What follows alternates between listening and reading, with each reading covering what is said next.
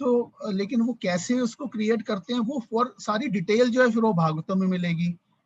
तो इसलिए जैसे ये बताते हैं कि भगवत गीता जो क्या है, इट्स लाइक ए ग्रेजुएशन, और जो भागवतम है वो क्या है ना, पोस्ट ग्रेजुएशन है। उसमें भगवान की एक्टिविटीज के बारे में बताया गया है। और फिर जैसे चैतन्य चेतामृत है, वो है पोस्ट ग्रेजुएशन, या फिर मतलब पीएचडी है, तो उसमें भगवान का माइंड कैसे वो सोचते हैं, कैसे वो एक्ट करते हैं, वो बताया गया है। तो इसमें तो बेसिक प्रिंसिपल सारे भगवद गीता से हम सीख सकते हैं, फिर आगे सब उसी की डिटेल है बेसिकली, है ना। जैसे और यहाँ पे रियल नॉलेज की डेफिनेशन आ रही है हमारे लिए, जो प्रभुपाद यहाँ तात्पर्य में बता रहे हैं, या फिर हम इस श्लोक से समझ सकते हैं। क्या पूर्ण ज्ञान में क्या 3 चीजों को समझना जरूरी है, तब उसको पूर्ण ज्ञान कहेंगे। हाँ, तो जैसे हम सारे स्कूल कॉलेज में नॉलेज ले रहे हैं, हाँ, हम बहुत सारी नॉलेज गेन करते हैं, बट वो क्या है, पूर्ण ज्ञान नहीं है। तो पूर्ण ज्ञान में क्या आता है, प्रत्यक्ष जगत, मतलब ये जो संसार है प्रत्यक्ष जिसको हम देख रहे हैं, और दूसरा इसके पीछे काम करने वाला, मतलब कि स्पिरिट, है ना। मतलब जैसे बॉडी के लिए तो बॉडी के लेवल में स्पिरिट है, और मतलब आत्मा है, और इस संसार को चलाने वाला जो परमात्मा है, वो इसके पीछे काम करने वाला आत्मा, दूसरी चीज।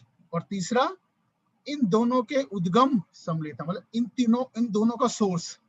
तो मतलब क्या, मटेरियल वर्ल्ड को समझना, स्पिरिचुअल वर्ल्ड को समझना, और इन दोनों का जो सोर्स है उसको, यह दिव्य ज्ञान है। That is complete knowledge. Matter, spirit and the source of both, that is complete knowledge. तो अभी हम जो नॉलेज सारा ले रहे हैं वो सिर्फ प्रत्यक्ष जगत का है, सिर्फ इस फिजिकल वर्ल्ड का, इस मटेरियल वर्ल्ड से रिलेटेड नॉलेज है।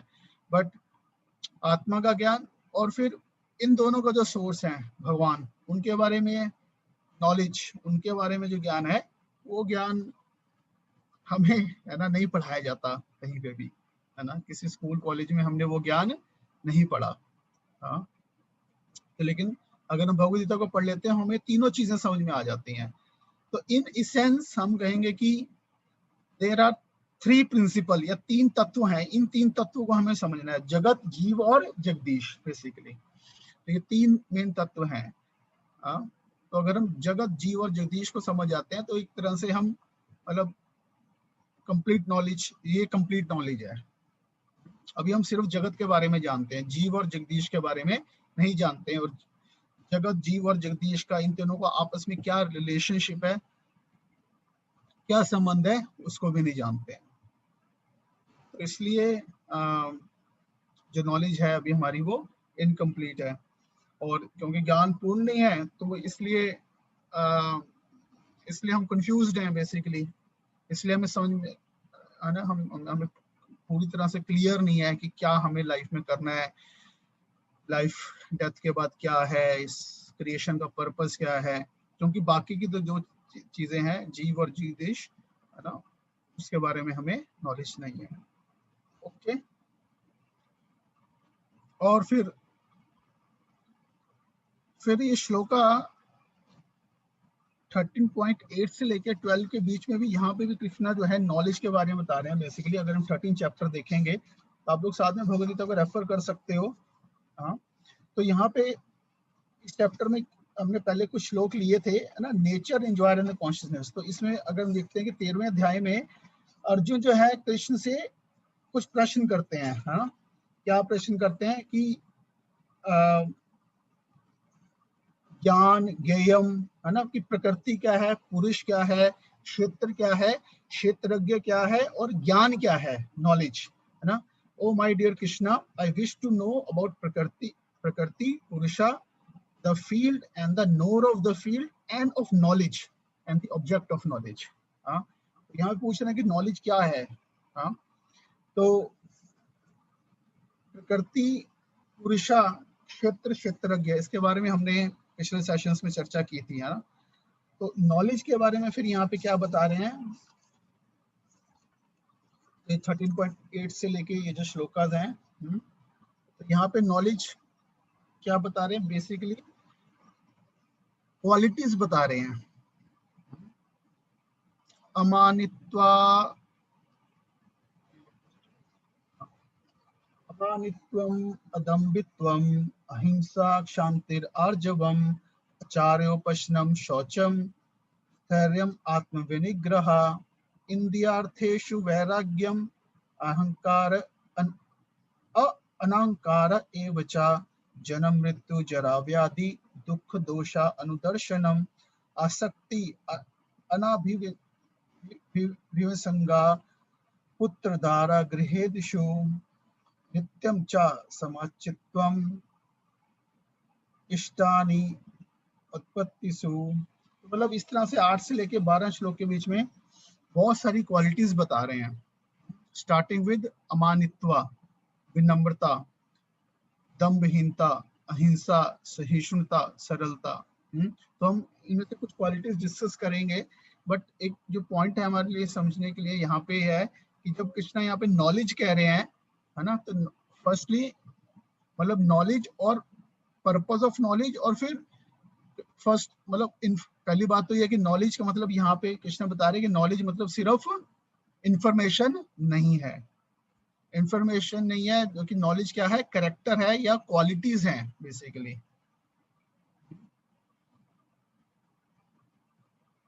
कि इंफॉर्मेशन तो हमने इकट्ठी कर ली, बट उसके बाद उस इंफॉर्मेशन से हम क्या कर रहे हैं, उस नॉलेज से हम क्या कर रहे हैं कि अल्टीमेटली वैसा एक कैरेक्टर या वैसी एक क्वालिटीज हमारे अंदर डेवलप होनी चाहिए। और अल्टीमेटली उन क्वालिटीज का या उस कैरेक्टर का अल्टीमेट पर्पस क्या है, इज लिबरेशन, है ना, इस भौतिक संसार से बाहर जाना, जो कि अल्टीमेट पर्पस है। कहना मतलब कि अल्टीमेट पर्पस नॉलेज का जो है वो क्या है, लिबरेशन है या मुक्ति है। वो ये नहीं कि सिर्फ इस वर्ल्ड में ही हमें प्रोग्रेस करनी है। हाँ, वो भी नेक्स्ट आएगा जब हम देखेंगे 5 लेवल ऑफ नॉलेज में हमें और क्लियर होगा। तो यहाँ पे कृष्ण जो है नॉलेज या ज्ञान को इन टर्म्स ऑफ क्वालिटीज बता रहे हैं, तो दैट इज इम्पोर्टेंट। जैसे खासकर हम देखते हैं आज का जो एजुकेशन सिस्टम है नॉल, है ना, तो वहाँ पे बहुत सारा इंफॉर्मेशन हमें मिल रहा है, हाँ, और डिग्रीज मिल रही हैं बेसिकली, है ना। तो जो डिग्री है वो किसके आधार पे होती है, इंफॉर्मेशन के आधार पे, हम कितना इंफॉर्मेशन याद कर पा रहे हैं, हम कितना इंफॉर्मेशन को प्रोसेस कर पा रहे हैं, आईक्यू जिसको कह रहे हैं, हाँ। लेकिन उस डिग्री में उस व्यक्ति के करैक्टर या क्वालिटी से कुछ लेना देना नहीं है। तो फिर ऐसे हम देखते हैं कि बहुत बहुत ऐसे हाई डिग्री होल्डर्स भी जो होते हैं, है ना, मतलब अगर हम जस्ट एक इन जनरल सेंस बात करें कि जैसे इवन टॉप मोस्ट जो सिविल सर्विसेज होती हैं, सिविल सर्विसेज के लिए एग्जामिनेशंस होते हैं जहाँ पे टेस्ट होते हैं जो कि बेसिकली इंफॉर्मेशन बेस्ड ही होते हैं ज़्यादातर, है ना। थोड़ा बहुत उसके अंदर ठीक है interview and all is there, but तो वो देखते हैं कि उसके आधार पे डिग्री के आधार पे हम कुछ पोस्ट मिलती हैं, but then we also see कि कई बार, है ना, वहाँ पे वो करेक्टर नहीं अवेलेबल होता, करप्शन होती है, and then so many other problems are there. तो कहने का मतलब कि यहाँ पे तो नॉलेज से अल्टीमेटली हमारे अंदर वो क्वालिटीज आनी चाहिए, और अल्टीमेटली सारी क्वालिटीज का पर्पस क्या है, इस भौतिक संसार से बाहर निकलना, बेसिकली लिबरेशन। तो और उसमें भी जो सारी क्वालिटीज हैं, ये सब क्या है, मतलब भक्ति के क्या है, अनुकूल क्वालिटीज हैं ये। तो एक्चुअल में देखा जाए तो सारी क्वालिटीज हैं ये सोल की क्वालिटीज हैं, है ना। क्वालिटीज भी कहाँ से आ रही हैं, आत्मा में ये क्वालिटीज हैं, एक्चुअली में नेचुरली ये क्वालिटीज हैं, लेकिन अभी क्या है, वो क्वालिटीज ढक गई हैं बेसिकली, तो हमें उसको कल्टीवेट करना है ना। तो उसमें सबसे पहली नॉलेज, तो नॉलेज के लिए सबसे पहली क्वालिटी क्या बता रहे हैं, विनम्रता, अमानित्व। तो कोई भी नॉलेज को गेन करना है या कुछ क्वालिटीज को डेवलप करना है हमें, तो उसके लिए सबसे पहले हमें क्या चाहिए होगी, विनम्रता, है ना। तो विनम्रता से कहने का मतलब ये कि इस चीज को समझना कि मुझे सब कुछ नहीं आता है। तो यहाँ पे बड़ी सी डेफिनेशन,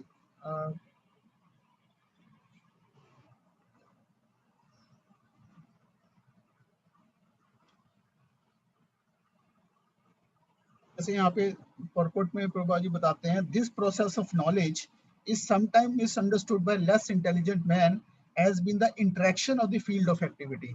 तो कई बार जैसे लोग प्रोसेस ऑफ नॉलेज को जो है वो समझ लेते हैं कि क्या है कि फील्ड ऑफ एक्टिविटी मतलब बहुत ही संसार से संबंधित ही समझ लेते हैं, लेकिन क्या है, but actually this is a real process of knowledge If one accepts this process, then the possibility of approaching the absolute truth exists. तो अगर ये क्वालिटीज को हम कल्टीवेट करते हैं तो इससे हम आध्यात्मिक जीवन में आगे बढ़ सकते हैं। तो जैसे इसमें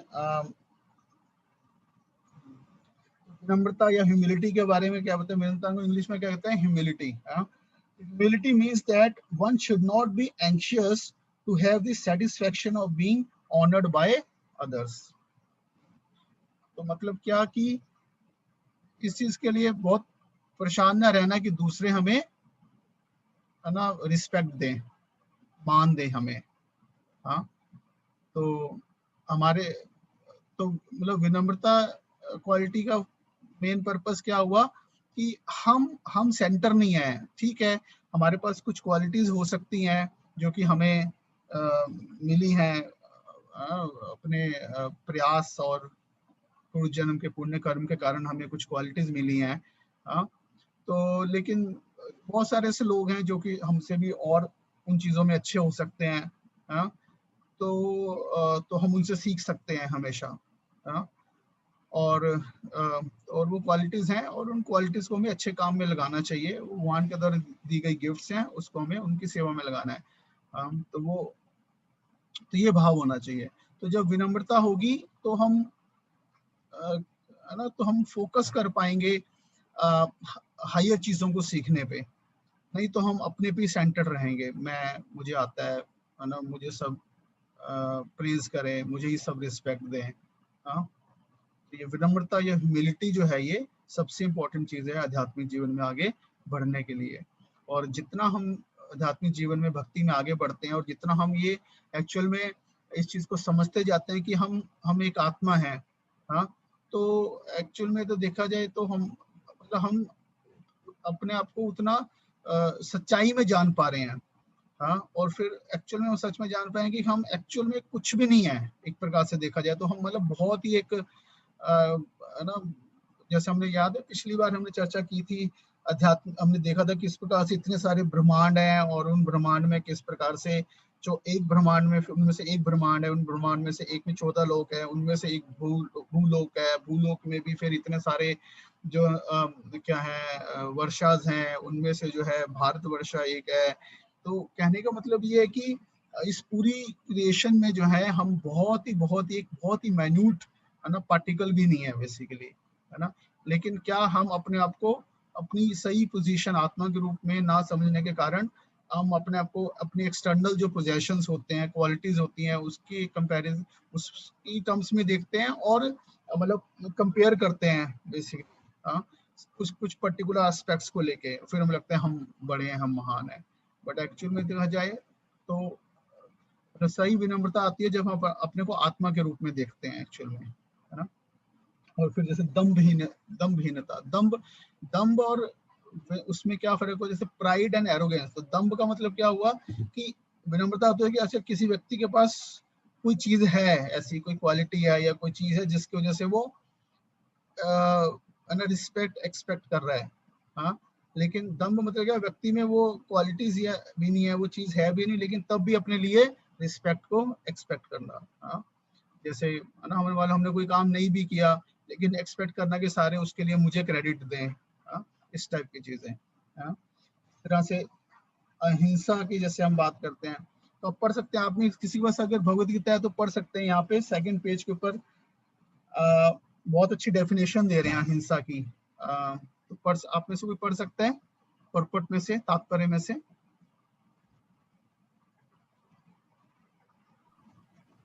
जी प्रभु जी, हरे कृष्ण। हाँ पढ़िए, अहिंसा का क्या डेफिनेशन बता रहे हैं यहाँ पे। कभी कभी अल्पज्ञ लोग ज्ञान की इस प्रकृति को कार्य क्षेत्र की अंतःक्रिया नहीं, ये तो बहुत, अब पहले नेक्स्ट पेज पे जाइए जहाँ पे जैसे विनम्रता के बारे में बताया गया है, उसके बाद नीचे इसके बारे में बताया गया है, अहिंसा के बारे में बताया गया है। सेकंड पेज पे आएगा अहिंसा। राइट। अहिंसा का सामान्य अर्थ वध न करना या शरीर को नष्ट न करना लिया जाता है, लेकिन अहिंसा का वास्तविक अर्थ है अन्यों को विपत्ति में न डालना। देहात्म बुद्धि के कारण सामान्य लोग अज्ञान द्वारा ग्रस्त रहते हैं और निरंतर भौतिक कष्ट भोगते रहते हैं। अतएव जब तक कोई लोगों को आध्यात्मिक ज्ञान की ओर ऊपर नहीं उठाता, तब तक वह हिंसा का अभ्यास करता रहता है। व्यक्ति को लोगों में वास्तविक ज्ञान वितरित करने का भरसक प्रयास करना चाहिए, जिससे वे प्रबुद्ध हों और इस भावबंधन से छूट सकें। यही अहिंसा है। और बताना चाहेगा क्या मतलब हुआ यहाँ पे अहिंसा का? क्या मतलब हुआ इसका?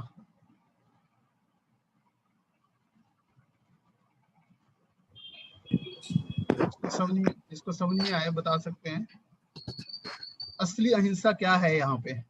और पॉइंट ये है कि मतलब अगर इस हिसाब से देखें, क्या हम हिंसा कर रहे हैं या नहीं कर रहे हैं?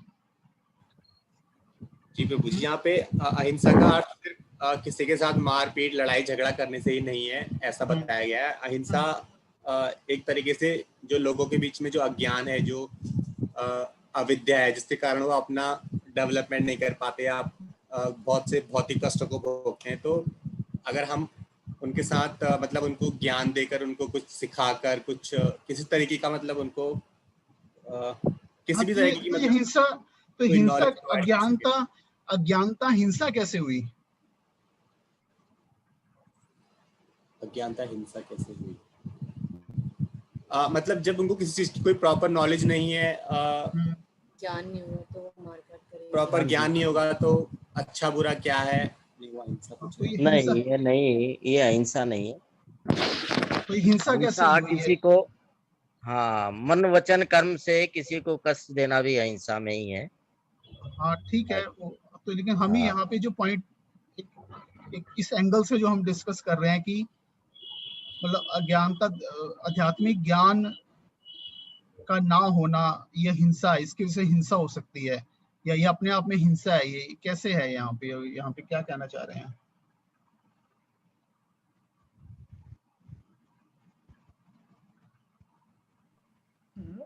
हरे कृष्ण प्रभु जी। हाँ जी।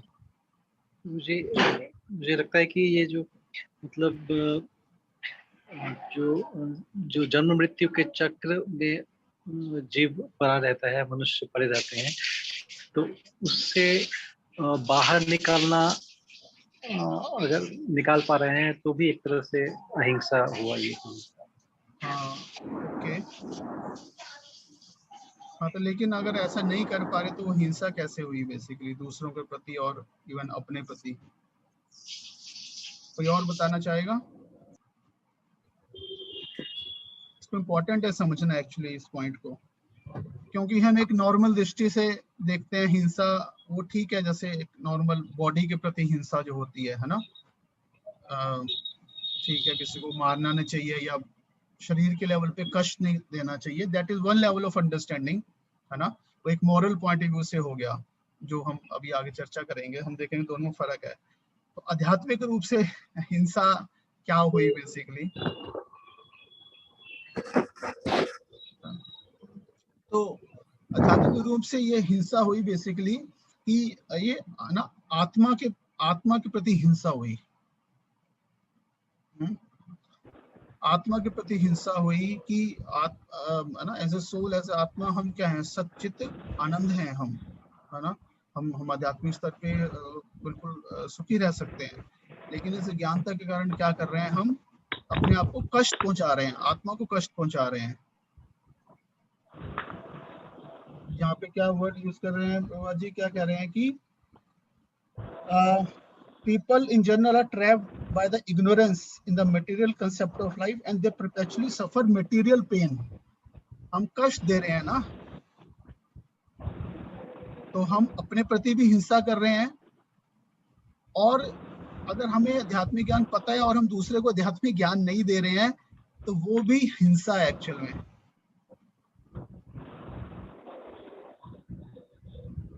तो फर्स्ट लेवल पे तो हमें अपने प्रति हिंसा को रोकना चाहिए। अपने प्रति मतलब आप अपने प्रति मतलब मैं मतलब आत्मा, तो हम अपने प्रति हिंसा कर रहे हैं अज्ञानता के कारण।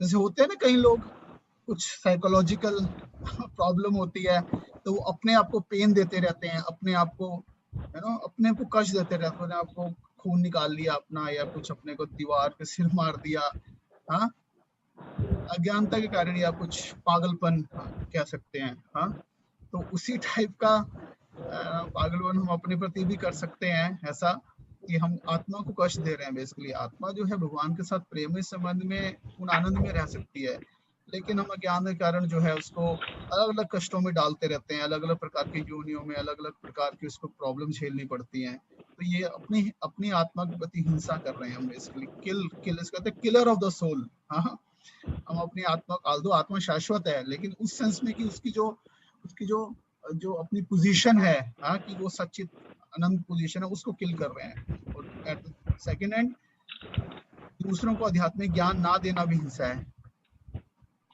ये है कहने का मतलब, डीपर मीनिंग है यहाँ पे। तो हमें ज्यादा से ज्यादा जो है ये नॉलेज, आध्यात्मिक ज्ञान देना चाहिए। तो उस सेंस में हम एक्चुअल में हिंसा कर रहे हैं, नहीं तो हम सारे हिंसा कर रहे हैं एक्चुअल में। और ये बहुत सारी क्वालिटीज हैं, सहिष्णुता, टॉलरेंस। टॉलरेंस का मतलब क्या कि हम जो है हम जो है बर्दाश्त करने की शक्ति। हाँ जी, बर्दाश्त करने की शक्ति। हाँ, बर्दाश्त करने की शक्ति। लेकिन हमें हाँ बर्दाश्त जी। क्यों करना है, ये इम्पोर्टेंट है समझना, है ना। तो बर्दाश्त करना मतलब क्या कि हम किसी चीज के कारण अगर मान लो हमें कष्ट है, तो हम उस कष्ट को मतलब उसके प्रति हम कोई कार्य ना करके हम सहन कर रहे हैं, है ना, बेसिकली। तो ये अपने आप में एक थोड़ा सा हम इसको कई बार सहन करने को नेगेटिव सेंस में भी लिया जाता है ना, कि सहन, मैंने सहन किया, मैं क्यों सहन करूं, है ना। भी जो सहन करता है लगता है कि भैया वो, है ना, मतलब वो कमजोर है बेसिकली, है ना। सहने को कमजोरी से लिंक किया जाता है, बट एक्चुअल में सहना जो है ये एक कमजोरी नहीं है, ये एक बुद्धिमान व्यक्ति इस क्वालिटी को यूज कर सकता है। ये मतलब क्योंकि यहाँ पे इसको हम देख रहे हैं ना कि कृष्ण यहाँ पे इसको पॉजिटिव क्वालिटीज बता रहे हैं। तो सहिष्णुता या सहन करना पॉजिटिव क्वालिटी कैसे हुई? क्योंकि ये संसार का नियम है कि यहाँ पे हर चीज जो है हमारे अनुसार नहीं चलेगी। तो ऐसे में यस, हम प्रयास कर सकते हैं एक लेवल का कि चीज जो अगर कहीं प्रॉब्लम है उसको सॉल्व करने का, है ना।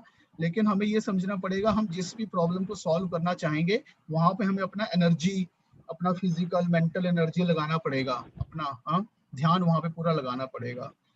और इस संसार में हम देखते हैं कि अब हमारे लिए प्रश्न ये है कि हमें कौन सी प्रॉब्लम पे लाइफ में फोकस करना है।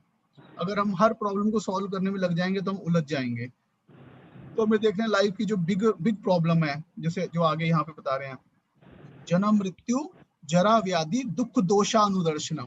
तो एक्चुअल में लाइफ की जो रियल प्रॉब्लम है वो ये चार हैं, जन्म मृत्यु जरा व्याधि।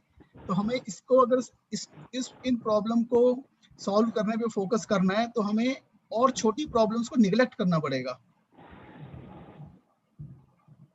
तभी हम बड़ी चीज के ऊपर फोकस कर पाएंगे, तभी हम आध्यात्मिक जीवन पर फोकस कर पाएंगे।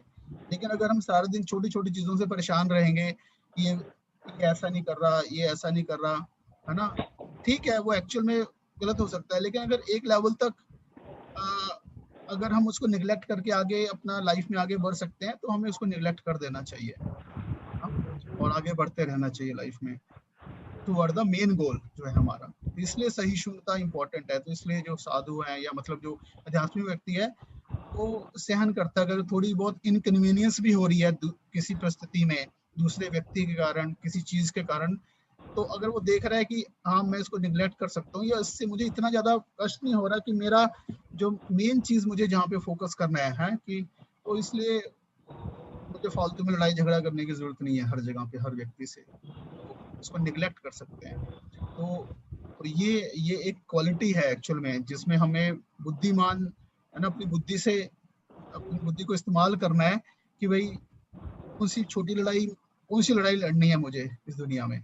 लड़ाइयाँ तो बहुत सारी हैं, बट कौन सी लड़ाई पे मुझे फोकस करना है। और मनुष्य जीवन की असली लड़ाई है आध्यात्मिक लड़ाई और हमारी अंदर की लड़ाई जो है बेसिकली, है ना, अपने खुद से लड़ाई जो है पहले लड़नी है, जो हमें अपने अनर्थस, काम, क्रोध, लोभ, मोह, इनके प्रति जो लड़ाई है, that is our first battle. बाहर की और लड़ाई या दूसरों को बदलने की लड़ाई वो इतनी इंपॉर्टेंट नहीं है। इस प्रकार से ये मतलब नॉलेज मतलब ये सारी क्वालिटीज जो हैं इनको करना। और इस प्रकार से आप ये तात्पर्य में पढ़ सकते हो। हाँ, क्लीनिनेस का मतलब क्या, जैसे यहाँ पे बता रहे हैं शौचम वर्ड यूज हुआ है। हाँ, तो शौचम में बता रहे हैं cleanliness is essential for making advancement in spiritual life. There are two kind of cleanliness: external cleanliness and internal cleanliness. External cleanliness means not taking bath, but for internal cleanliness one has to think of Krishna and chant the Hare Krishna mantra. हाँ, तो वही, तो बाहरी रूप से स्वच्छ रहना और इंटरनली भी स्वच्छ रहना। हाँ, तो इसलिए बाहरी रूप से तो हम स्नान कर लेते हैं। हाँ, इंटरनली स्नान कैसे करेंगे, वो हम भगवान के नाम के द्वारा आत्मा को स्नान कराएंगे, है ना, डेली। जैसे हम डेली सुबह नहाते हैं, वैसे ही हम डेली आत्मा को भी नहलाएं सुबह हरे कृष्णा मंत्र के द्वारा। तो इससे हमारा माइंड जो है वो स्वच्छ रहेगा, अंदर से प्योर रहेगा बेसिकली। और एक यहाँ पे जो बता रहे हैं ना, क्या 11 श्लोक में बता रहे हैं, मई च अनन्य योगेना भक्ति अव्यभिचारिणी। और अल्टीमेटली ये क्या कि अनन्य योगेन मतलब भक्ति अव्यभिचारिणी, मतलब कि जो अल्टीमेटली मेरी भक्ति में लगता है, अव्यभिचारिणी मतलब उससे हट है ना, और किसी चीज में लग के मेरी भक्ति में लगता है। तो एक्चुअली ये सबसे इंपॉर्टेंट चीज है, बिकॉज अल्टीमेटली ये सारी क्वालिटीज भक्ति करने से अपने आप आ जाती हैं। 5th कैंटो में श्लोक में आता है कि सर्वे गुण तत्र समासते सुरा। तो जब हम भक्ति करते हैं तो ये बाकी ये जो क्वालिटीज हैं ये ऑटोमेटिकली डेवलप हो जाती हैं। जैसे जैसे हम प्योर होते हैं तो हमारी स्पिरिचुअल क्वालिटीज अपने आप डेवलप होनी शुरू हो जाती हैं। तो मैं अलग से इसके लिए कुछ ज्यादा प्रयास नहीं करना। ऑफ कोर्स जितना हम थोड़ा ध्यान रखेंगे तो हम मतलब और जल्दी कल्टीवेट होंगी, बट हम भक्ति करते हैं तो ये क्वालिटीज हैं ये अपने आप जो है कल्टीवेट हो जाती हैं, बिकॉज ये आत्मा के लेवल पे क्वालिटीज हैं। और आत्मा में भी क्वालिटीज कहाँ से आ रही हैं? आत्मा में क्वालिटीज आ रही हैं क्योंकि भगवान में सारी क्वालिटीज हैं, क्योंकि हम भगवान के अंश हैं और भगवान में ये क्वालिटीज मतलब फुल हैं, ये है ना, फुल क्वांटिटी में है, फुल क्वालिटीज हैं ये सारी ये। तो इसलिए मतलब तो अगर हम भगवान की भक्ति करते हैं तो ये सारी क्वालिटीज अपने आप हमें डेवलप हो जाती हैं। तो this is one definition of knowledge. Yes. और हम हाँ, कोई प्रश्न है किसी का इससे संबंधित अभी तक? प्रभु जी, हाँ जी, मैं ये कहना चाह रहा था कि ये जो पॉइंट आया था ना ऊपर कि भाई व्यक्ति को भरसक प्रयास करना चाहिए कि वो वास्तविक ज्ञान का वितरण करे। हाँ हाँ, जिससे कि वो प्रबुद्ध हो और भवबंधन से छूट सकें। यही अहिंसा हो, है ना? हाँ, ये अहिंसा हुई। तो अब यहाँ पर ये आएगा पॉइंट के भाई इसका मतलब जब तक हमें खुद ही वो नहीं होंगे, इसमें प्रवीण नहीं होंगे इस ज्ञान के अंदर है, वास्तविक ज्ञान में, तो फिर हम दूसरों को कैसे करेंगे?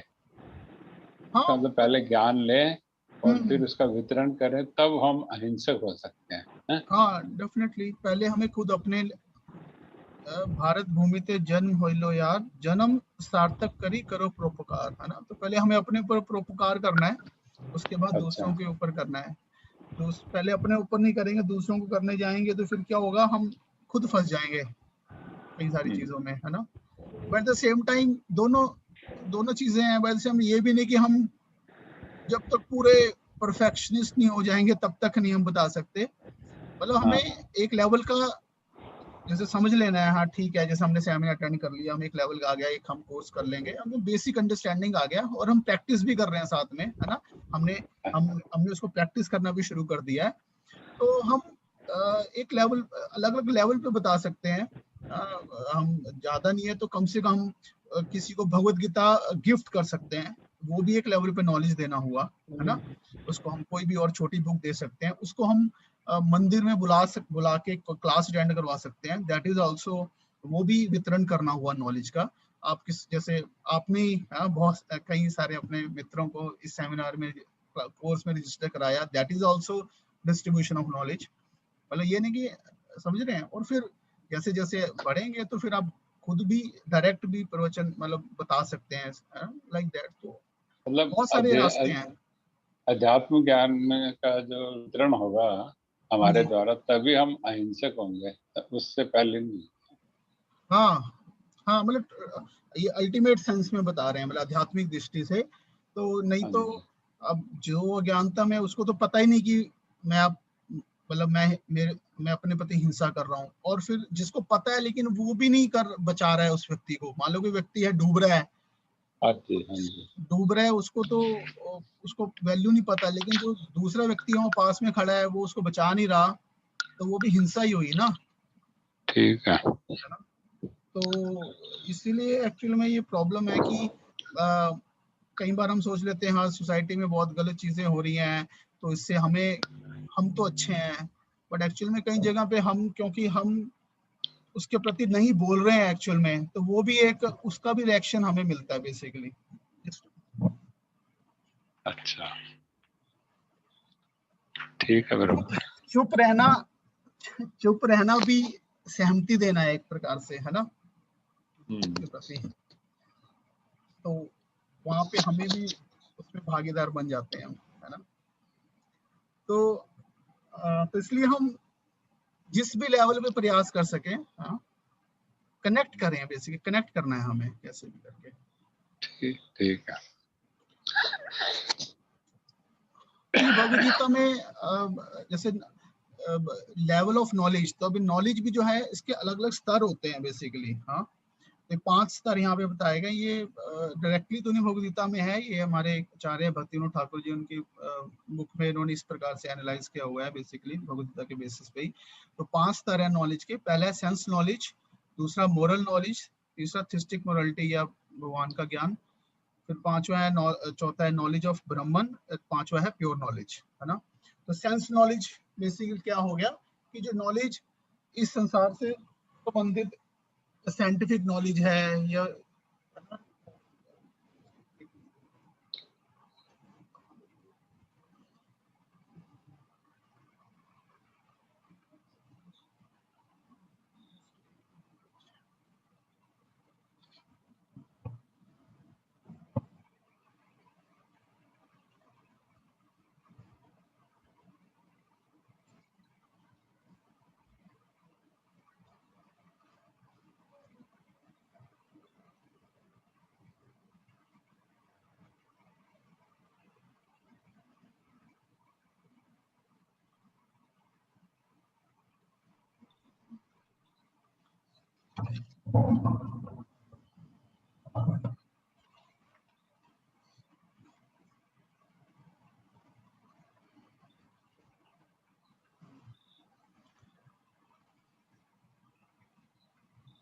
तो जो सामान्य ज्ञान है जो हम स्कूल कॉलेज में लेते हैं basically that is sense knowledge. हाँ, तो क्या बता रहे हैं, through material science industry and manufacturing methods have been discovered. हाँ, physics, electronics, medicine, physiology, optics, music, logic, psychology, ये सब क्या है, सेंस नॉलेज है बेसिकली, है ना।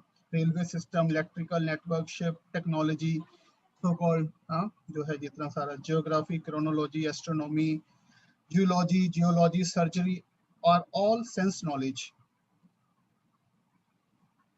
Those who want to remain locked within this area of knowledge think that it is real or positive knowledge. तो जो सिर्फ इतना ही जानते हैं तो वो ये सोचते हैं यही है बेस्ट नॉलेज और इसी में हमें प्रोग्रेस करना है ना। जैसे जैसे खासकर हम वेस्टर्न कंट्रीज में देखते हैं तो वो मतलब इन कई टेक्नोलॉजी या इस टाइप की नॉलेज में दे आर मोर एडवांस्ड। तो कई बार हम कंफ्यूज हो जाते हैं कि जैसे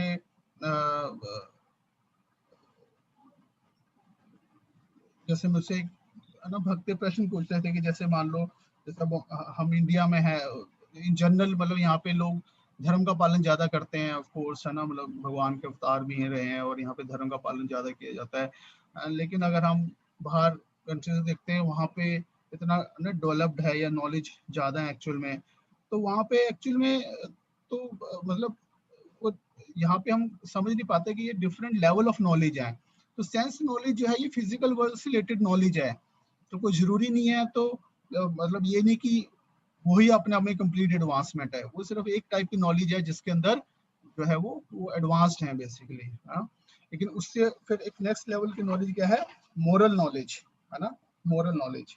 तो जब तो ये जैसे बेसिकली जो हो गया क्या कि जो इस संसार में हमें नैतिकता जिसको कहते हैं हम, है ना, नैतिक रूल्स हमने बनाए होते हैं, जैसे कानून हो गए इस संसार में, और जैसे है ना एटिकेट्स हो गए, कई प्रकार के लॉज हो गए, लेबर लॉज हो गए, physical education, rules of conduct, personality development. हाँ, तो ये मोरल नॉलेज हो गई बेसिकली, है ना। तो इस संसार में हमें ऐसे सच्चाई से रहना है, ऑनेस्टी। हाँ, तो लेकिन इस सब का अल्टीमेट पर्पस मटेरियल ही है, कि कैसे इस मतलब हम, है ना, मतलब इस संसार में इसका पर्पस भोग ही है ना, लेकिन एक रूल्स के हिसाब से भोग करें। हाँ, कि कुछ चीजें ठीक है और कुछ चीजें ठीक नहीं है ना, कि क्या बेसिकली कि क्या चीजें हैं जिनसे हमें सुख मिलता है तो वो हमें नैतिकता में अच्छा बनाया जाता है, किन चीजें जिनसे हमें, है ना, दुख मिलता है तो वो उन चीजों को नैतिकता के हिसाब से जो है वो गलत बताया जाता है ना।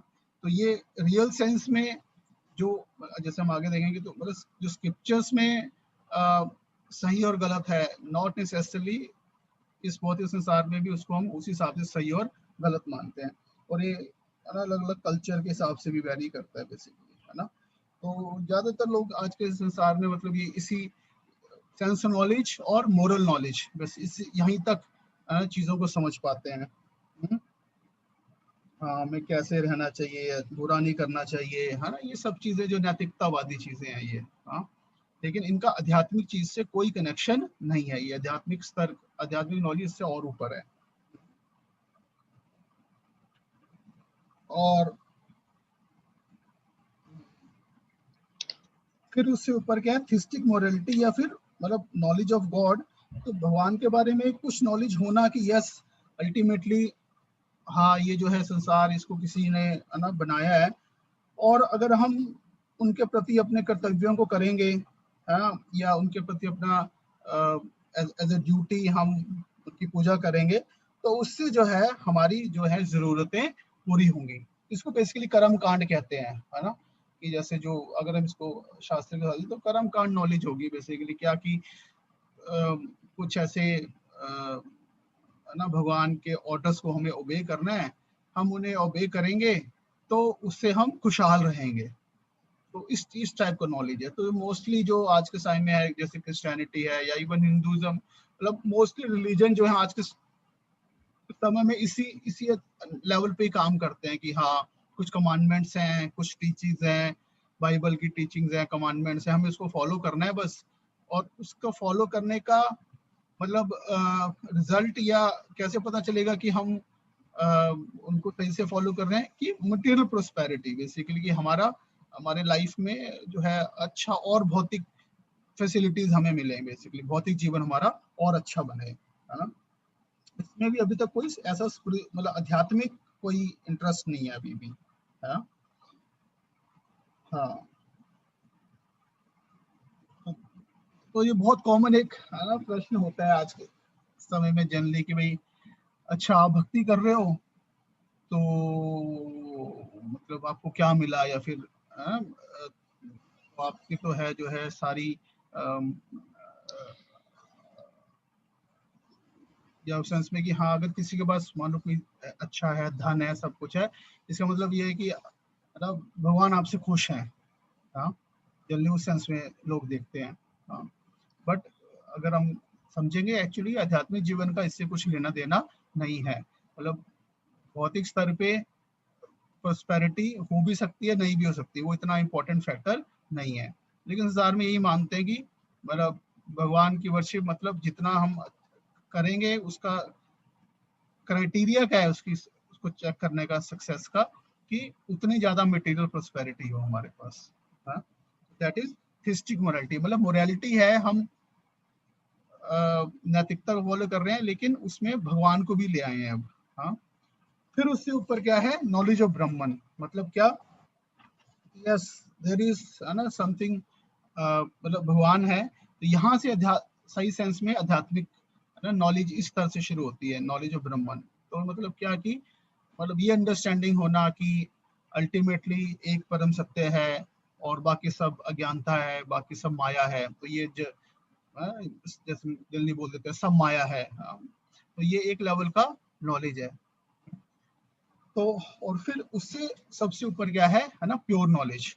तो प्योर नॉलेज क्या है कि ये तो नॉलेज जिसमें हम प्रॉपरली इस चीज को समझते हैं क्या कि भगवान कौन है, हम कौन है, हमारा उनके साथ है ना क्या संबंध है। That is pure knowledge. उसमें क्या क्या चीज होते हैं, realisation of supreme lord, realisation of the self of the jiva, realisation of svadharma. तो मतलब इस का नॉलेज, भगवान का नॉलेज, जीव हमें अपना नॉलेज, और हमारा उनके प्रति क्या धर्म है, क्या ड्यूटी है, उसका नॉलेज। हाँ, तो दैट इज प्योर नॉलेज। तो भगवद गीता में भी हम देखेंगे कि इसी प्रकार से ये मतलब ये पांचों लेवल की नॉलेज की बात की गई है।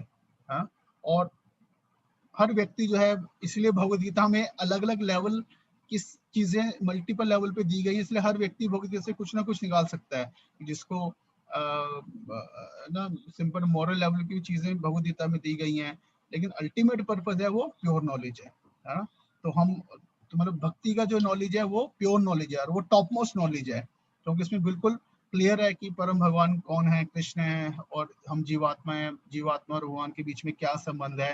तो that is the top most knowledge. इसलिए भगवद गीता में भी हम देखेंगे कि भगवान बार बार जैसे चैप्टर्स में बार बार ये वर्ड यूज करेंगे, गुह्यम, गुहितर, गुहितमम। तो 3 लेवल का नॉलेज है, कॉन्फिडेंशियल है ना, मोर कॉन्फिडेंशियल, मोस्ट कॉन्फिडेंशियल। तो जैसे अगर हम देखेंगे कि 9वें अध्याय में भी कृष्ण कह रहे हैं, श्लोका है 9.2, राज विद्या राज गुह्यम पवित्रमिदम उत्तमम प्रत्यक्ष अवगमम धर्म्यम सुसुखम कर्तुम अव्ययम। तो यहाँ पे भी क्या कह रहे हैं, राज गुह्यम। जस्ट इसको डिस्कस करने से पहले आई विल जस्ट टेल कि जस्ट इवन मतलब आध्यात्मिक जीवन, आध्यात्मिक नॉलेज अपने आप में कॉन्फिडेंशियल है, लेकिन उसके अंदर भी फिर लेवल है। कि जैसे ये 9 चैप्टर है तो इसमें भक्ति का नॉलेज है, तो ये इसको कृष्ण क्या बता रहे हैं, द कॉन्फिडेंशियल नॉलेज, गुह्यम। हाँ, और फिर जैसे 10वां चैप्टर आता है वहां पे भी फिर क्या यूज, फिर कह रहे हैं कि जो तो यहाँ पे भक्ति का नॉलेज है 9 चैप्टर में। फिर 10 चैप्टर में क्या है, भगवान के बारे में नॉलेज है, तो वो उससे ज्यादा कॉन्फिडेंशियल है। और फिर 11वें चैप्टर में क्या कहता है कि अभी तक मैंने तुम्हें जो बताया मैं उससे और ज्यादा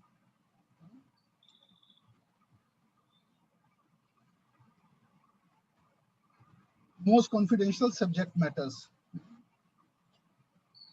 कहने का मतलब कि नॉलेज में भी अलग अलग लेवल है। तो उसमें भी आत्मा का ज्ञान, जैसे जो 2nd चैप्टर में मिला वो एक लेवल का नॉलेज हो गया, फिर उसके ऊपर भगवान का ज्ञान, उसके ऊपर भक्ति का ज्ञान, उसमें भी अलग अलग लेवल है। तो यहाँ पे क्या बता रहे हैं, राज विद्या, राज विद्या, तो मतलब ये जो आध्यात्मिक नॉलेज है उसमें स्पेसिफिकली जो भक्ति की नॉलेज है, क्योंकि 9 चैप्टर है वो भक्ति के बारे में बात कर रहा है। तो वो क्या है, राज। तो ये क्या है, यह ज्ञान सब विद्याओं का राजा है, और क्या है, समस्त रहस्यों में सर्वाधिक गोपनीय है। तो गुह्यम मतलब गुह्यम इन द सेंस कि हम इसको साधारण रूप से नहीं समझ सकते, इसको समझने के लिए एक पर्टिकुलर तरीका है, उससे हम इसको समझ पाएंगे। और फिर क्या है, ये ज्ञान को जो हम समझते हैं और प्रैक्टिस करते हैं, पवित्र मिदम उत्तमम, प्योर, हम इससे प्योर होते हैं। और क्या, प्रत्यक्ष अवगमम। प्रत्यक्ष अवगम का मतलब क्या हुआ, प्रत्यक्ष मतलब हम इसको एक्सपीरियंस कर सकते हैं, हम एक्सपीरियंस कर सकते हैं। और क्या है, सुसुखम कर्तुम अव्ययम, और हम जो है इसको करने में हमें आनंद का अनुभव होता है, अत्यंत सुखपूर्वक को संपन्न किया जाता है ना। तो कहने का मतलब ये कि कई बार हम मतलब आध्यात्मिक सब्जेक्ट को, आध्यात्मिक चीजों को सिर्फ लॉजिक से समझने का प्रयास कर सकते हैं, या सिर्फ है ना मतलब कि हम सिर्फ रीजन से या लॉजिक से उसको समझने का प्रयास करें। तो रीजन या नॉलेज से हम उसको एक लेवल का समझ सकते हैं, नो डाउट। हाँ, लेकिन क्या कृष्णा बता रहे हैं, प्रत्यक्ष अवगमम, कि उसको हम एक्सपीरियंस जब करेंगे तो उससे फिर हमारा है ना हमें हमें हमें और क्लैरिटी आएगी, हमारा फेथ जो है वो और बढ़ेगा।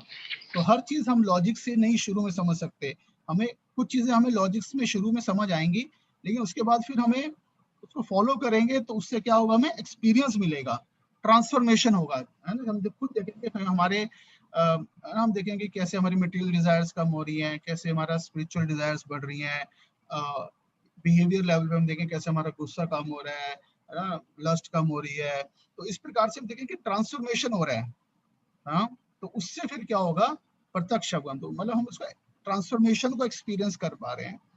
तो इसलिए क्या है ये, तो भक्ति, तो नॉलेज क्या है, knowledge should lead to transformation, basically हमारे अंदर बदलाव लेके आएगी वो नॉलेज। हाँ, और क्या है, और खासकर भक्ति का जो मार्ग है इसमें क्या है, क्या कहते हैं, सुसुकुम करता हूँ, कहने मतलब ये हुआ कि ऐसा नहीं कि जल्दी हम सोचते हैं आध्यात्मिक जीवन मतलब ड्राई, है ना, ये त्यागो ये त्यागो, ये छोड़ो, है ना, ये फास्टिंग करो, ये करो, मतलब है ना, सोचते भी बोरिंग है या फिर हाँ इसमें मतलब कोई आनंद नहीं है। हाँ, नहीं, एक्चुअल में सुसुकुम मतलब रियल सुख भक्ति में ही है, क्योंकि जो हमारे इमोशंस हैं एक्चुअल में कहाँ से आ रहे हैं, आत्मा से आ रहे हैं, और वो आत्मा के जो इमोशंस हैं मतलब वो एक्चुअल में भगवान के लिए ही हैं, और उसी में हम सुख अनुभव करते हैं। लेकिन वही इमोशंस जब मिसडायरेक्ट हो जाते हैं मटेरियल चीजों में, फिर हमें काम, क्रोध, लोभ, मोह, इन सब, है ना, तो हमारे इमोशन इन नेगेटिव इमोशंस में चले जाते हैं। हाँ, तो लेकिन भक्ति का जो प्रोसेस है इसमें हम अपने इमोशंस को ही यूज करते हैं भक्ति करने के लिए, है ना, हम मतलब भगवान को ऑफर कर रहे हैं।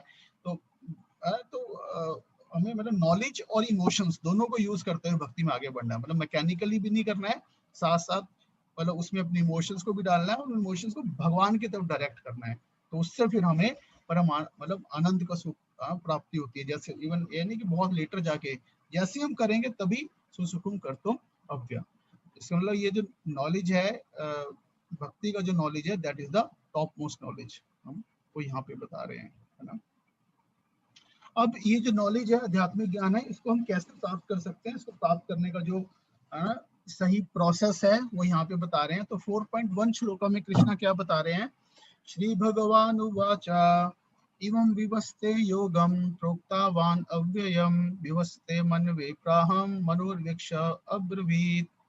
पढ़िए प्रभु जी ट्रांसलेशन।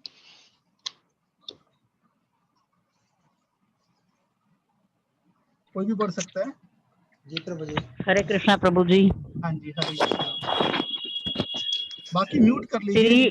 श्री भगवान उच्चाव श्री भगवान ने कहा है, कहा है, हुमम इस विश्वते सूर्य देव के भोगम परमेश्वरम के साथ अपने संबंध ही विद्या को प्रवक्त कब दिखाई नहीं दे रहा। ट्रांसलेशन पढ़िए, भावार्थ पढ़िए, मतलब जो हिंदी में लिखा है।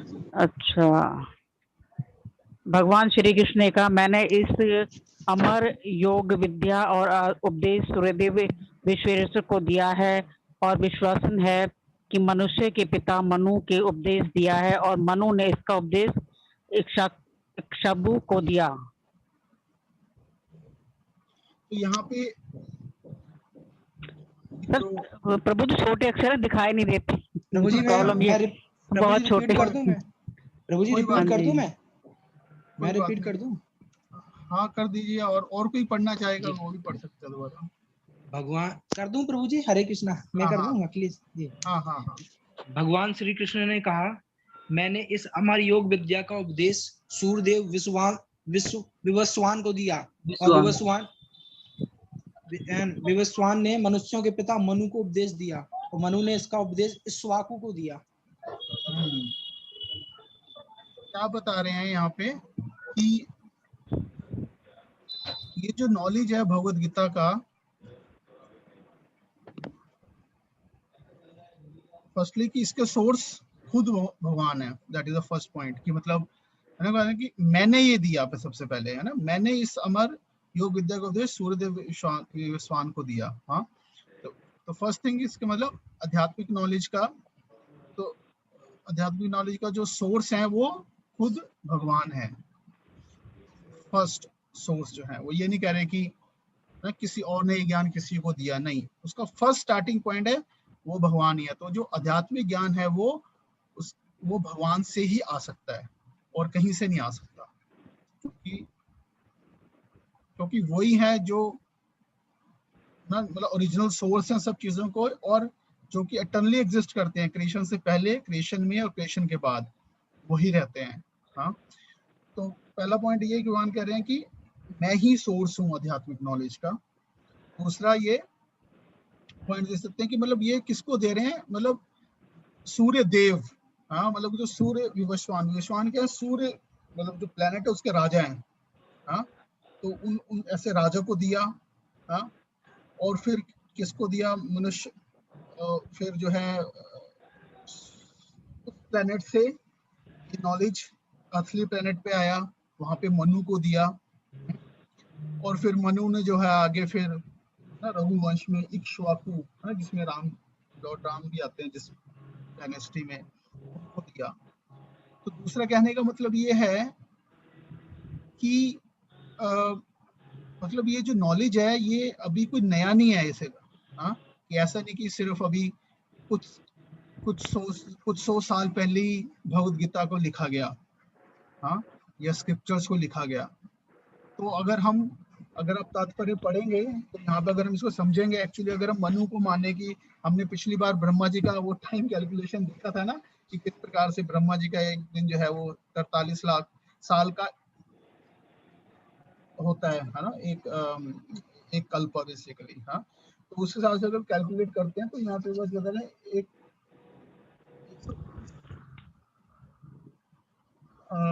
12 करोड़ है ना, 4 लाख, 12 करोड़ 4 लाख साल बनते हैं अगर इसके हिसाब से कैलकुलेट किया जाए। अभी हम जिस मनवंतर में चल रहे हैं तो उसके मनु के हिसाब से कैलकुलेट करें तो मिनिमम जो है 12 करोड़ 4 लाख साल बनते हैं। इसके हिसाब से भगवान कह रहे हैं मैंने 12 करोड़ 4 लाख साल पहले ये भगवद गीता का है ना जो नॉलेज, तो भगवद गीता नॉलेज मतलब कि अगेन जैसे हमने चर्चा की थी कि वही सेम प्रिंसिपल जो है, मतलब वो जो आध्यात्मिक तत्व जो है, आध्यात्मिक ज्ञान जो है, वो मैंने यही सेम जो है तुम्हें अभी मैं जो बता रहा हूँ, जो सारे पॉइंट्स मैं बता रहा हूँ वही मैंने पहले भी यहाँ पे उनको दिए थे। हाँ, तो ये कि आध्यात्मिक ज्ञान का सोर्स स्वयं भगवान है, और दूसरा ये नॉलेज जो है क्या है ना, ये एटर्नल और टाइमलेस नॉलेज है। मतलब जो आध्यात्मिक प्रिंसिपल्स हैं, आध्यात्मिक जो सिद्धांत हैं, वो समय के साथ चेंज नहीं होते, वो एटर्नल है, फ्रीज्ड हैं, वो सत्य कभी चेंज नहीं होगा। तो इससे हम ये समझ सकते हैं, जैसे कई बार हम कहते हैं आज के मॉडर्न समय में, आज के आधुनिक समय में ना भगवद गीता का क्या रेलेवेंस है, या फिर इवन है ना स्क्रिप्चर्स का, आध्यात्मिक भगवद गीता ये तो है ना बहुत पुराने समय में बोली गई थी, इसका आज के समय में क्या इसका है ना हमारे लिए यूज है। तो यहाँ पे हमें ये समझना पड़ेगा कि चाहे पुराना, चाहे कुछ 100 साल पहले की, चाहे 500 साल, 5000 साल है ना, 5 लाख साल है ना, 500 करोड़ साल हो, चाहे जैसे यहाँ पे देख रहे हैं 12 करोड़ साल पहले बता रहे हैं मैंने दिया। हाँ, तो 12 करोड़ साल पुरानी नॉलेज आज के समय में कैसे रेलेवेंट है, क्योंकि जो बीमारी है या जो प्रॉब्लम है वो सेम है। समय के साथ क्या बदला है, कुछ एक्सटर्नल चीजें बदली हैं, पहले कुछ ना कुछ बाहरी चीजें बदल गई। हाँ, कि पहले इस प्रकार के ना कार्य करते थे, अब व्यक्ति दूसरे प्रकार के कार्य कर रहा है। पहले शायद कुछ थोड़ा खाने में कुछ और खाते होंगे, आज हम थोड़ा कुछ और खा रहे हैं, है ना, मतलब हम कुछ और प्रकार का कार्य कर रहे हैं, हम फैक्ट्री में कार्य कर रहे हैं। तो मतलब ये कुछ एक्सटर्नल चीजें सिर्फ बदली हैं, लेकिन जो मेन प्रॉब्लम्स हैं, क्या जन्म मृत्यु जरा व्याधि, वो तो सेम ही है। ऐसा तो है कि पहले लोग मरते नहीं थे, आज मर रहे हैं, या फिर हाँ, तो वो कुछ नहीं बदला है।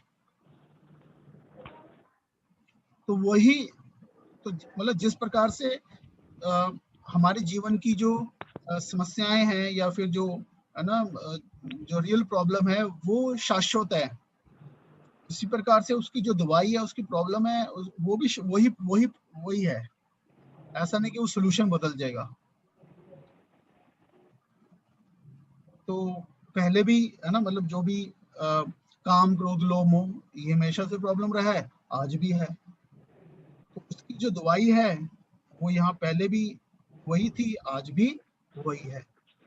वो ठीक है, दवाई एक नए, है ना, कहते हैं old wine in new bottle, हाँ, कि उसी चीज को एक नई, बस हम दवाई वही है, उसको आप पहले कभी टैबलेट फॉर्म में ले लो, कभी कैप्सूल फॉर्म में ले लो, कभी सिरप फॉर्म में ले लो, लेकिन बीमारी वही है और बीमारी का सॉल्यूशन वही है। इसलिए भगवद गीता आज भी उतनी ही रेलेवेंट है हम सबके जीवन में, हर व्यक्ति के जीवन में, क्योंकि उसकी जो प्रॉब्लम है वो वही है जो आज से लाखों साल पहले प्रॉब्लम थी। जरा मृत्यु जरा व्याधि, आज भी वही प्रॉब्लम है, उसका सॉल्यूशन भी वही है। और जैसे खासकर यहाँ पे नेक्स्ट श्लोक में आएगा वो, ओके, हाँ, तो क्या है ना, what is beyond date is never outdated. Outdated तुम्हारा स्पिरिचुअल नॉलेज या भगवद गीता कभी भी आउटडेटेड नहीं होगी, कभी भी आउटडेटेड नहीं होगी। हाँ, मटेरियल नॉलेज आउटडेटेड हो जाती है, हाँ, जैसे स्कूल कॉलेज में पढ़ते हैं, बहुत सारी थ्योरीज चेंज हो गई, हिस्ट्री की बुक्स हैं, देख रहा था बच्चे जीके की नॉलेज, जीके की बुक पढ़ रहे होते हैं, आउटडेटेड हो जाती है कुछ सालों में, और वो नया लेटेस्ट छापते हैं, हाँ, वो जस्ट इन्फॉर्मेशन आउटडेटेड हो जाती है। लेकिन भगवद गीता के जो प्रिंसिपल्स हैं वो इटर्नल हैं और सभी के लिए हैं एप्लीकेबल, हाँ। तो हम भगवद गीता को किसी भी, मतलब in any time we can live Bhagavad Gita. ऐसा कुछ नहीं है कि आज के समय में, नहीं, ये तो 5000 से पहले अर्जुन को बोली, मतलब इससे पहले विदेशान को 12 करोड़ से, तो 12 करोड़ 5000, और फिर आज के समय में हम ये चर्चा कर रहे हैं, तो ये वही प्रिंसिपल है और ये उतने इफेक्टिव है, वही दवाई है। तो इसलिए ना, ये नहीं कि कोई चीज पुरानी है तो वो आउटडेटेड हो गई, पुरानी है तो आज के समय में भी एप्लीकेबल है। क्या बता रहे हैं फिर नेक्स्ट में, एवं परंपरा प्राप्तिम इमं राज ऋषियो विदु सा काले न महता योगो नष्ट परंतपा। पढ़िए कोई ट्रांसलेशन। हरे कृष्ण प्रभु। हाँ, हरे कृष्णा माता जी, आप पढ़िए। इस प्रकार इस परम विज्ञान गुरु परंपरा द्वारा प्राप्त किया गया और राज ऋषियों ने इसी विधियों से इसे समझा, और किंतु कालक्रम में यह परंपरा छिन्न हो गई। अंततः यह विज्ञान यथारूप से लुप्त हो गया लगता है। लुप्त हो गया लगता है। हाँ जी। तो क्या बता रहे हैं, एवं परंपरा। तो ये जो सिस्टम बताया 4.1 में हमने डिस्कस किया था कि पहले उसको दिया, उससे इसको गया, उससे इसको गया। वो ये नहीं कह रहे कि मैं डायरेक्टली मैं सबको दे रहा हूँ ये नॉलेज, नहीं, मैं कह रहे कि मैं शुरू करता हूँ, मैं कुछ क्वालिफाइड लोगों को देता हूँ, वो आगे फिर कुछ लोगों को देते हैं, वो आगे कुछ लोगों को देते हैं। तो ये इस तरह से ये जो चेन है, इसको क्या बोलते हैं, परंपरा। एवं परंपरा प्राप्ति, और वो परंपरा कहाँ से शुरू होती है, मुझसे शुरू होती है, भगवान कह रहे हैं एवं परंपरा प्राप्ति, है ना। तो ये वर्ड परंपरा बहुत इंपॉर्टेंट है ना। हम जनरली परंपरा शब्द एक जनरल सेंस में यूज करते हैं, ये हमारी फैमिली की परंपरा है ना, जैसे उसमें भी वैसे क्या होता है कि मतलब वो नॉलेज या वो जो भी कल्चर है वो हमें पास ऑन होता आ रहा है बेसिकली, है ना। परंपरा जैसे घर की एक परंपरा होती है, उसी तरह से आध्यात्मिक ज्ञान की भी एक परंपरा है, हाँ, इसको हम चर्चा करेंगे। तो ये तो कहने का मतलब ये तो भगवान खुद कह रहे हैं कि जो आध्यात्मिक ज्ञान है वो परंपरा के माध्यम से ही प्राप्त हमें करना चाहिए, और जो परंपरा मुझसे आ रही है बेसिकली, खुद से। और दूसरा ये क्या, एवं राज ऋषियों विदु। तो राज ऋषियों विदु का मतलब क्या हुआ, राज ऋषि जो वर्ड है ये बड़ा है ना कॉम्बिनेशन है, राजा और ऋषि, मतलब ये जो सारे व्यक्ति जिनके नाम लिए, इक्ष्वाकु, है ना, मनु, हाँ, विवस्वान, ये सब क्या थे, ये राजा थे, हाँ। तो कहने वाले कि जो व्यक्ति जितनी बड़ी पोजीशन पे है, राजा की पोजीशन पे है, हाँ, लीडरशिप की पोजीशन पे है, हाँ, तो उसको तो ये खासकर ये नॉलेज वैसे तो सबको ही पता होना चाहिए, लेकिन कृष्णा कह रहे हैं खासकर मतलब जैसे हम बता रहे हैं तो राज ऋषि मतलब जो राजा है, लीडर है, तो लीडर्स को तो ये नॉलेज पक्का होनी चाहिए। इसलिए कृष्ण इज इंश्योरिंग कि भैया इन लोगों को मैंने दिया ये ज्ञान पक्का।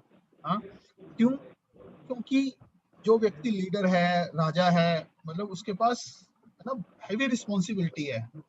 हाँ, और दोनों तरीके से एक तो अपने प्रति उस सेंस में कि बिकॉज जो व्यक्ति जितना हाई पोजीशन पे होगा उतना उसके पास पावर होगा, है ना। और पावर है, लेकिन अगर करेक्टर नहीं है साथ में, हाँ, उसकी सेंसेस कंट्रोल में नहीं, उसका माइंड कंट्रोल में नहीं है, तो वो पावर का मिसयूज हो सकता है। हाँ, तो इसलिए ये बहुत जरूरी है कि जो भी है ना लीडर्स हो तो उनको साथ में ऑफ कोर्स मोरल नहीं कहेंगे हम, स्पिरिचुअल फॉलो करेंगे तो मोरल तो अपने आप ही आ जाएगा, है ना। तो ये नॉलेज मिलना बहुत जरूरी है। तो इसलिए अब राज और ऋषि, है ना, तो राजा क्या करता है, वो एक्सटर्नली मतलब मटेरियल लेवल पे कंट्रोल करता है, और ऋषि इंटरनल, है ना, इंटरनली कंट्रोल करता है, मतलब अंदर की हमारी चीजों को कंट्रोल करता है। तो या तो वो राजा खुद ही, उसको ये ट्रेनिंग होनी चाहिए, ये नॉलेज मिलनी चाहिए, हाँ, या फिर जैसे हम पुराने समय देखते थे कि राजा होता है तो उसके साथ में एक कोई ब्राह्मण है जो ट्रेंड है स्क्रिप्चर में, तो वो उससे गाइडेंस लेते थे, उनसे गाइडेंस लेते थे। चाणक्य हैं, चाणक्य पंडित, तो चाणक्य पंडित लड़ाई नहीं करते थे, वो डायरेक्ट एडमिनिस्ट्रेशन नहीं करते थे, वो सिर्फ गाइडेंस देते थे और वो स्क्रिप्चर्स पढ़ते थे। गाइडेंस किस बेस पे? स्क्रिप्चर के आधार पे, शास्त्र के आधार पे, तो वो शास्त्र पढ़ते थे। और जो राजा थे वो उनसे चंद्रगुप्त, वो उनसे क्या लेते थे, वो उन गाइडेंस में जो है वो एडमिनिस्ट्रेशन करते, तो राजा गाइड करते, नहीं ये ठीक नहीं है तुम्हारे, ये ठीक नहीं है ना। तो एक तो अपने खुद के लिए कि वो पावर से करप्ट ना हो जाए, और दूसरा मतलब अपनी प्रजा या उनके जो सबऑर्डिनेट्स हैं, हाँ, उनका भी कल्याण हो। हाँ, तो इसलिए लीडर्स का जो पर्पस वो सिर्फ उनकी सिर्फ भौतिक चीजों को पूरा करना नहीं है, हाँ, साथ साथ में उनकी स्पिरिचुअल जो प्रोग्रेस है, हाँ, जीवन का लक्ष्य है, उसकी तरफ भी उनको लेके जाएं। लेकिन वो तभी होगा कि जब लीडर्स को खुद पता होगा। अगर उनको खुद ही नहीं पता तो फिर वो मतलब सोचो पब्लिक या जो उनके ऊपर डिपेंडेंट्स हैं वो कहाँ जाएंगे, चाहे वो पेरेंट्स हो, फैमिली में पेरेंट्स लीडर्स की पोजीशन पे होते हैं, या टीचर्स हैं, या पॉलिटिशियंस हैं। तो बहुत जरूरी है कि जो भी है ना लीडर है किसी प्रकार से, तो उनको तो खासकर ये नॉलेज पता होनी चाहिए भगवद गीता की। अदरवाइज क्या होगा, बहुत सारे प्रॉब्लम होगा। अंधा उपनीय माना, प्रहलाद महाराज कहते हैं भागवतम में, नथे स्वार्थ गति में विष्णु दुराशया, यही वही अर्थ मानया, अंधा यथा अंधे उपनीय माना, तथापि ईश तंत्रम उरुक्रमी बदान। हाँ, तो मतलब क्या कह रहे हैं कि नथे स्वार्थ गति में विष्णु, कि एक्चुअली हर व्यक्ति अपना स्वार्थ पूरा करना चाहता है और मतलब उसके द्वारा खुश रहना चाहता है, लेकिन वो ये नहीं आता है नथिंग स्वार्थ गति में विष्णु, एक्चुअली उनका असली स्वार्थ क्या है, विष्णु है। हाँ, मतलब वो भगवान की सेवा करेगा, उसके द्वारा वो खुश रह सकता है। दुराशय भई अर्थ मानिना, लेकिन जो दुराशय है, जो उसको अज्ञान है, अज्ञानता में है, जो भई अर्थ मानिना, वो बाहरी की चीजों को अपना अर्थ बना लेता है।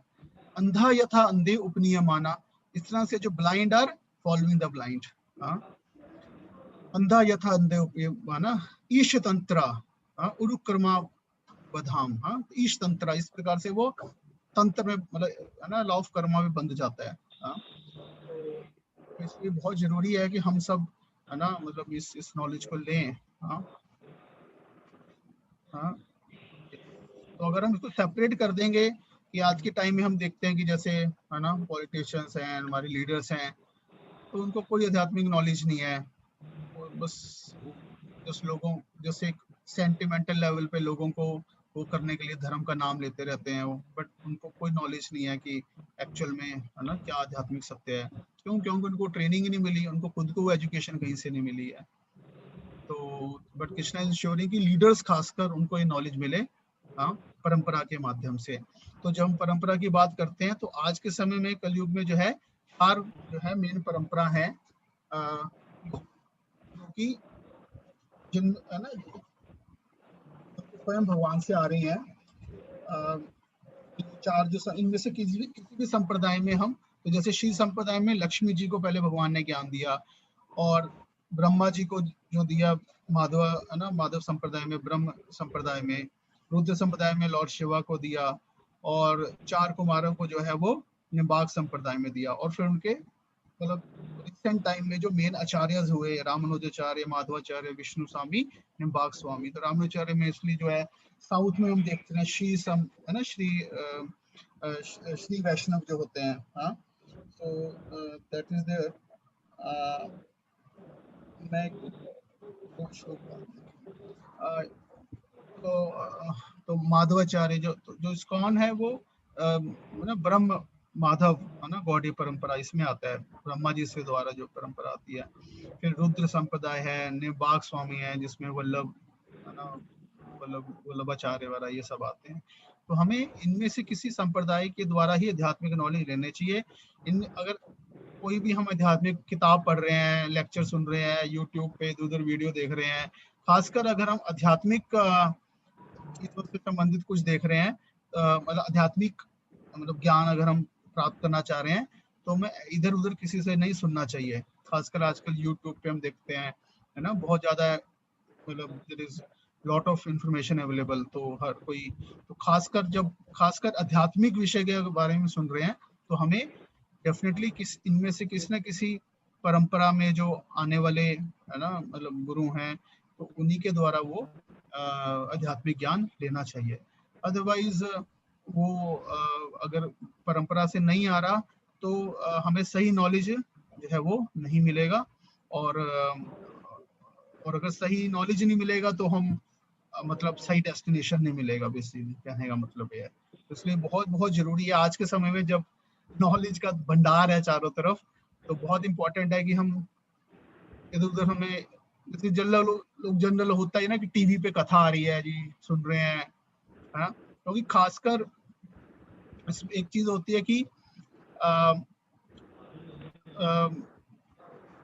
जो मायावाद है ना संबंधित, मायावाद बेसिकली क्या कि जो एक और आचार्य हुए श्रीपाद शंकराचार्य, तो जो श्रीपाद शंकराचार्य हैं वो इनसे पहले आए थे, इवन रामानुजाचार्य से पहले भी। लेकिन उन्होंने क्या किया था, उन्होंने जो अद्वैतवाद सिद्धांत का प्रचार किया था, ये जिसको मायावाद भी कहते हैं, है ना। तो इसमें बेसिकली ये एस्टेब्लिश किया था कि किस प्रकार से जो परम सत्य है वो सिर्फ वही इम्पर्सनल है, निर्विशेष है वो, और हम भी सारे वो निर्विशेष ब्रह्मनी हैं जो अपने आप को भी मैं जीव समझ रहे हैं। और आज के समय में जो सो कॉल्ड सनातन धर्म है, एक्चुअली में उसमें ज्यादातर जो अंडरस्टैंडिंग है सनातन धर्म की, वो अद्वैताचार्य की जो अद्वैतवाद की जो टीचिंग्स हैं, शंकराचार्य जी को टीचिंग इसके आधार पे हैं। और ज्यादातर जो नॉलेज है, बुक्स हैं, चाहे हम रामकृष्ण है ना परमहंस जी की टीचिंग्स देखें, विवेकानंद जी की टीचिंग्स देखें, वो सारी जो है वो इसी मायावाद या इम्पर्सनलिज्म के ऊपर बेस्ड है, जो कि करेक्ट अंडरस्टैंडिंग नहीं है। लेकिन जो रामानुजाचार्य हैं, माधवाचार्य, सब क्या है, वैष्णव है ना, वैष्णव आचार्य हैं जिन्होंने स्टैब्लिश किया शंकराचार्य के बाद ही किस प्रकार से जीव और भगवान अलग अलग हैं, और भगवान जो है वो किस प्रकार से परम पुरुषोत्तम भगवान है जिनमें गुण है ना, इस प्रकार से जो हम सिद्धांत पढ़ रहे हैं अभी। तो क्योंकि अगर हम मायावादी सिद्धांत सुनेंगे तो फिर हमारी भक्ति नष्ट हो जाएगी, क्योंकि अगर हम यही सुनेंगे कि हम ही भगवान है, ब्राह्मण और हम में कोई फर्क नहीं है, तो फिर है ना मतलब फिर भगवान और हम अगर एक ही हो गए तो फिर कौन किसकी सेवा करेगा, जो उल्टा और प्राइड आ जाएगा, इसकी वजह से हमारी भक्ति नष्ट हो जाएगी। तो इसलिए हमें बहुत ध्यान पूर्वक सुनना चाहिए। कई बार सुनने में मायावादी जो सिद्धांत है और वैष्णव सिद्धांत शुरू में से हम लगता है वो भी आत्मा की बात करेंगे, भगवान की बात करेंगे, भगवान हरे कृष्ण महामंत्र भी बोलेंगे, कीर्तन भी करेंगे, लेकिन उसके पीछे जो कंसेप्शन है, जो फिलोसफिकल अंडरस्टैंडिंग है, वो फर्क होती है। बाहर से सुनने में सेम लगेगा, वो कुछ पॉइंट पे आ जाएगी जब वो कहेंगे कि हाँ वो परम सत्य भगवान हम ही हैं, है ना, तो वहां पे हम समझ सकते हैं कि ये मायावादी है ना सिद्धांत की बात हो रही है। तो इमीडिएटली हमें उसको वहां से वो सिद्धांत नहीं सुनना चाहिए। हाँ, क्योंकि वो इनकरेक्ट है वो सिद्धांत। तो लेकिन खासकर आज के समय में जितना ज्यादातर जो प्रवचन आते हैं जनरली टीवी वगैरह पे एंड ऑल, वो ज्यादातर जो है वो इसी सिद्धांत से प्रेरित होते हैं। तो इसलिए हमें थोड़ा सा ध्यान रखना चाहिए और इन्हीं में से किसी वैष्णव परंपरा में जो है हमें आध्यात्मिक ज्ञान को समझने का प्रयास करना चाहिए, ये बहुत जरूरी है। ओके, तो परंपरा से तो माध्यम आ गया। अब इस परंपरा में फिर हमें क्या करना चाहिए, ये इंपॉर्टेंट श्लोक है कि हमें किस प्रकार से गुरु से जाके वो ज्ञान लेना चाहिए, है ना। तो तद विद्धि प्रणिपातेन परिप्रश्नेन सेवया उपदक्ष्यन्ति ते ज्ञानम ज्ञानिस्त तत्वदर्शिना। तो अप्रोच है स्पिरिचुअल मास्टर। पढ़िए तो जी, कोई ट्रांसलेशन पढ़िए। Can I read? हाँ हाँ प्लीज। तुम गुरु के पास जाकर सत्य को जानने का प्रयास करो, उनसे विनीत होकर जिज्ञासा करो और उनकी सेवा करो। स्वरूप सिद्ध व्यक्ति तुम्हें ज्ञान प्रदान कर सकते हैं, क्योंकि उन्होंने सत्य का दर्शन किया है। क्या बता रहे हैं कि तो हमें आध्यात्मिक ज्ञान अगर प्राप्त करना है तो वो हम खुद अपनी है ना, सिर्फ अपनी इंटेलिजेंस के आधार पे हम नहीं प्राप्त कर सकते, या सिर्फ बुक पढ़ने से प्राप्त नहीं कर सकते। उसका एक प्रोसेस है और वो प्रोसेस भगवान बता रहे हैं, और इवन भगवान ने खुद भी उस प्रोसेस को फॉलो किया जब भी खुद आए। जैसे कृष्णा देखे संदीपनी मुनि को उन्होंने गुरु बनाया, लॉर्ड रामचंद्र आए उन्होंने खुद बनाया। तो ये प्रोसेस है कि क्या तद विद्धि, और गुरु के पास कैसे जाना है ना, ये भी एक इम्पोर्टेंट है। पहली 3 चीजें बता रहे हैं, 3 क्वालिटीज 3 एटीट्यूड बता रहे हैं क्या होना चाहिए। प्रणिपातेन, परिप्रश्नेन और तीसरा सेव्या। तो प्रणिपातेन मतलब क्या होता है, प्रणिपातेन का मतलब सरेंडर्ड मूड में जाना चाहिए, शरणागति के मूड में जाना चाहिए, विनम्रता से जाना चाहिए, है ना। इसका मतलब क्या, मतलब बेसिकली अंडरस्टैंडिंग के साथ कि हमें आध्यात्मिक सत्य नहीं पता है, हमें आध्यात्मिक है ना, मतलब है ना, हम आध्यात्मिक रूप से अभी हम उन्नत नहीं हैं, और हम इसलिए परिपातेन, हम इसलिए आपकी है ना, हम आपसे है ना ज्ञान लेने आए हैं। और ज्ञान इसका मतलब सिर्फ ज्ञान वो देने, सिर्फ हमने सुन लिया, और फिर वो ज्ञान कैसे लेना है, परिप्रश्नेन, है ना। तो एक बार सरेंडर्ड हो गए, उसके बाद सरेंडर से मतलब ये नहीं कि हमें सरेंडर का मतलब ये हुआ कि हमें एक बेसिक सबमिसिवनेस रखनी है, हाँ, कि भाई जो बता रहे हैं पहले उसको विनम्र होकर सुनना है हमें, हाँ। और फिर उसके बाद जो है हमें परिप्रश्नेन, फिर हमें इसको इंक्वायर करना है, प्रश्न पूछने हैं, उसको क्लैरिफाई करना है। और प्रश्नेन मतलब और भी मतलब गुरु से प्रश्न पूछे कि हम आपको कैसे, है ना, आपकी सेवा हम कैसे कर सकते हैं। तो उसके बाद फिर सेव्या, फिर जो गुरु इंस्ट्रक्शन देते हैं सेव्या, फिर हमें उनकी सेवा करनी चाहिए, उनको प्लीज करना चाहिए, हाँ। तो इससे क्या होता है, नॉलेज और फिर नॉलेज का एप्लीकेशन दोनों आ जाता है। प्रणिपातेन और जाके हम परिप्रश्नेन करते हैं, और फिर थर्ड सेव्या। सेवा बहुत इंपॉर्टेंट है, क्योंकि हमने सब सुन लिया, लेकिन अल्टीमेटली हम जब तक जो गुरु की इंस्ट्रक्शंस हैं उसको हमें फॉलो करना जरूरी है, हाँ। तो डॉक्टर के पास गए, हमने सब गए डॉक्टर के पास, हमने अपना बीमारी बता भी दिया, डॉक्टर को हमने है ना इंक्वायर भी कर लिया, डॉक्टर ने दवाई भी बता दी, लेकिन फिर हमने उस दवाई को लिया नहीं, तो फिर उससे क्या होगा, प्रॉब्लम दूर नहीं होगा हमारा, ना। और ये परिप्रश्नेन जो है, ये प्रश्न हमें आध्यात्मिक प्रश्न करने चाहिए गुरु से, है ना। गुरु के पास जाने का पर्पज ही आध्यात्मिक मतलब आध्यात्मिक है। तो ये नहीं कि गुरु से जाके हम कह रहे हैं कि गुरु जी मेरी जॉब कब लगेगी, है ना, मतलब भौतिक चीजों के बारे में नहीं हमें प्रश्न पूछना चाहिए ज्यादा, हाँ, आध्यात्मिक प्रश्न पूछने चाहिए, हाँ। और फिर क्या, उपदेक्षन्ति दे ज्ञानम, दीक्षन्ति, तो फिर जो है वो ज्ञान में हमें दीक्षा देते हैं बेसिकली। जब इस प्रकार से जब हम सेवा करते हैं, प्रश्न पूछते हैं और सेवा करते हैं, तो उपदेक्षन्ति, तो फिर दीक्षा का मतलब इससे क्या होता है कि हमारे जो हृदय में सारे है ना ज्ञान प्रकट होता है बेसिकली, तो ज्ञान की दीक्षा होती है, ज्ञान इस तत्वदर्शिना, और जो व्यक्ति है जिसको जाना चाहिए वो कैसा होना चाहिए, तत्वदर्शी होना चाहिए। मतलब कि क्या, वो खुद आध्यात्मिक जीवन को मतलब उसमें तत्वदर्शी, तत्व मतलब क्या, वही तत्व ने जैसे किया था, जगत जीव जगदीश, मतलब आध्यात्मिक तत्व को समझता है वो, हाँ, और उसको उसके हिसाब से चीजों को समझ पा रहा है ना। तो इस प्रकार से ये प्रोसेस है। तो हम गुरु परम इनमें से किसी ना परंपरा में आने वाले जो गुरु हैं, हाँ, तो उनसे जाके अध्यात्म सुनना चाहिए और उनकी सेवा करनी चाहिए, और इस प्रकार से फिर वो आध्यात्मिक जीवन को हम साक्षात्कार कर सकते हैं आध्यात्मिक जीवन का, है ना। तो जैसे हमारी गुरु परंपरा में है, अब भगवद गीता के जैसे शुरू में पढ़ेंगे तो पूरी गुरु परंपरा दी गई है यहाँ पे। ये है पर तो आप देख सकते हो कि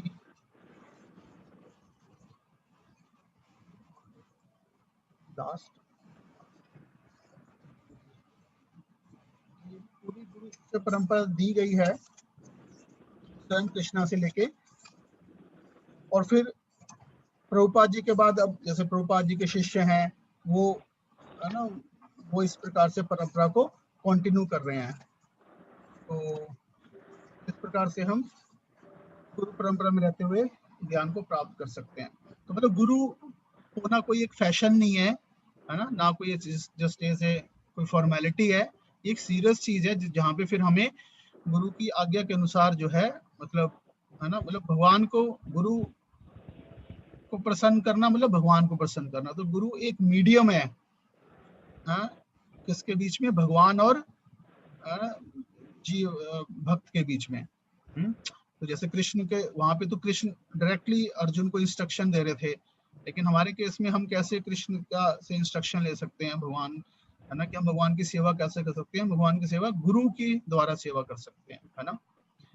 और ऐसा, और गुरु क्या होता है, ये नहीं कि गुरु खुद भगवान होता है ना, तो गुरु खुद भगवान नहीं होता, गुरु जो है वो भगवान का सेवक होता है ना, लेकिन वो हमसे बहुत एडवांस्ड होता है, वो भगवान का क्वालिफाइड सेवक होता है, तो वो हमें सेवा में लगाता है, हमारे द्वारा उनके द्वारा हमारी सेवा भगवान तक पहुंचती है। ऐसा नहीं कि होता कि गुरु खुद ही भगवान होता है, आजकल है ना ये भी एक भ्रांति रहती है, या फिर कई लोग सोचते हैं यहाँ पे कि जैसे हम खुद ही अपने गुरु बनो, है ना, ये भी गलत है। जहाँ पे भगवान बता रहे हैं क्या तद्विधि पड़ी बातें, है ना, गुरु के पास जाओ, उनसे ज्ञान लो, उनकी सेवा करो, है ना। तो हम जब अपने गुरु बनते हैं तो हम मतलब बेसिकली अपने मन के गुरु बनते हैं ज्यादातर, है ना। तो अपने गुरु उस सेंस में ठीक है कि हाँ, हम जो गुरु से इंस्ट्रक्शन लें, है ना, उस पे हम मतलब कहना उस पे हम विचार कर सकते हैं उस ज्ञान को लेके, लेकिन हमें वो ज्ञान गुरु से लेना होगा, नहीं तो हम बेसिकली इंद्र तृप्ति ही करते हैं खुद के गुरु बन के। हाँ, तो ये बिल्कुल गलत है कि खुद के गुरु बनो, है ना, स्वयं अपने गुरु बनो, नहीं, एक हमें एक्सटर्नल गुरु जो कि परंपरा में आ रहा है, खुद भगवान की सेवा में लगा हुआ है, उसकी जाके हमें सेवा करनी चाहिए, है ना, भगवान के रिप्रेजेंटेटिव के रूप में, और लेकिन उसको रिस्पेक्ट ऑलमोस्ट भगवान की तरह देनी चाहिए, क्योंकि वो भगवान की सेवा में लगा हुआ है ना, तो वो साधारण व्यक्ति भी नहीं है। तो इस प्रकार से ये कुछ चीजें हैं, बाकी और, है ना, गुरु तत्व के बारे में और धीरे धीरे हम समझ सकते हैं।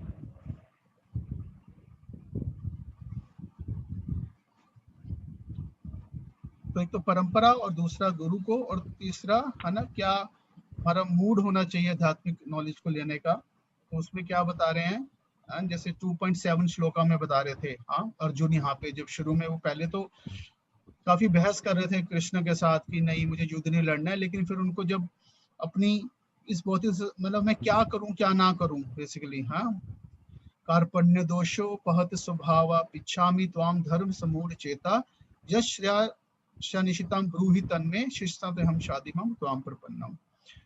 तो कार्पण्य दोषो है अपनी कृपण दुर्बलता का, कृपणता मतलब क्या, ज्ञान की कृपणता, के कारण मैं अपना कर्तव्य भूल गया हूँ और सारा धैर्य खो चुका हूँ। और क्या, तो ये इंक्वायरी करनी चाहिए एक्चुअली, हमने कहा ना परिप्रश्न है ना, तो गुरु से क्या प्रश्न करना चाहिए, पृच्छामि त्वाम धर्म समूढ़ चेता, तो मैं आपसे पूछता हूँ कि क्या मेरा धर्म है, मतलब मेरे लिए अल्टीमेटली क्या बेनिफिशियल है, श्रेयास, जो यहाँ वर्ड यूज हुआ है, यश श्रेयास, श्रेयास एक होता है प्रयास, एक होता है श्रेयास।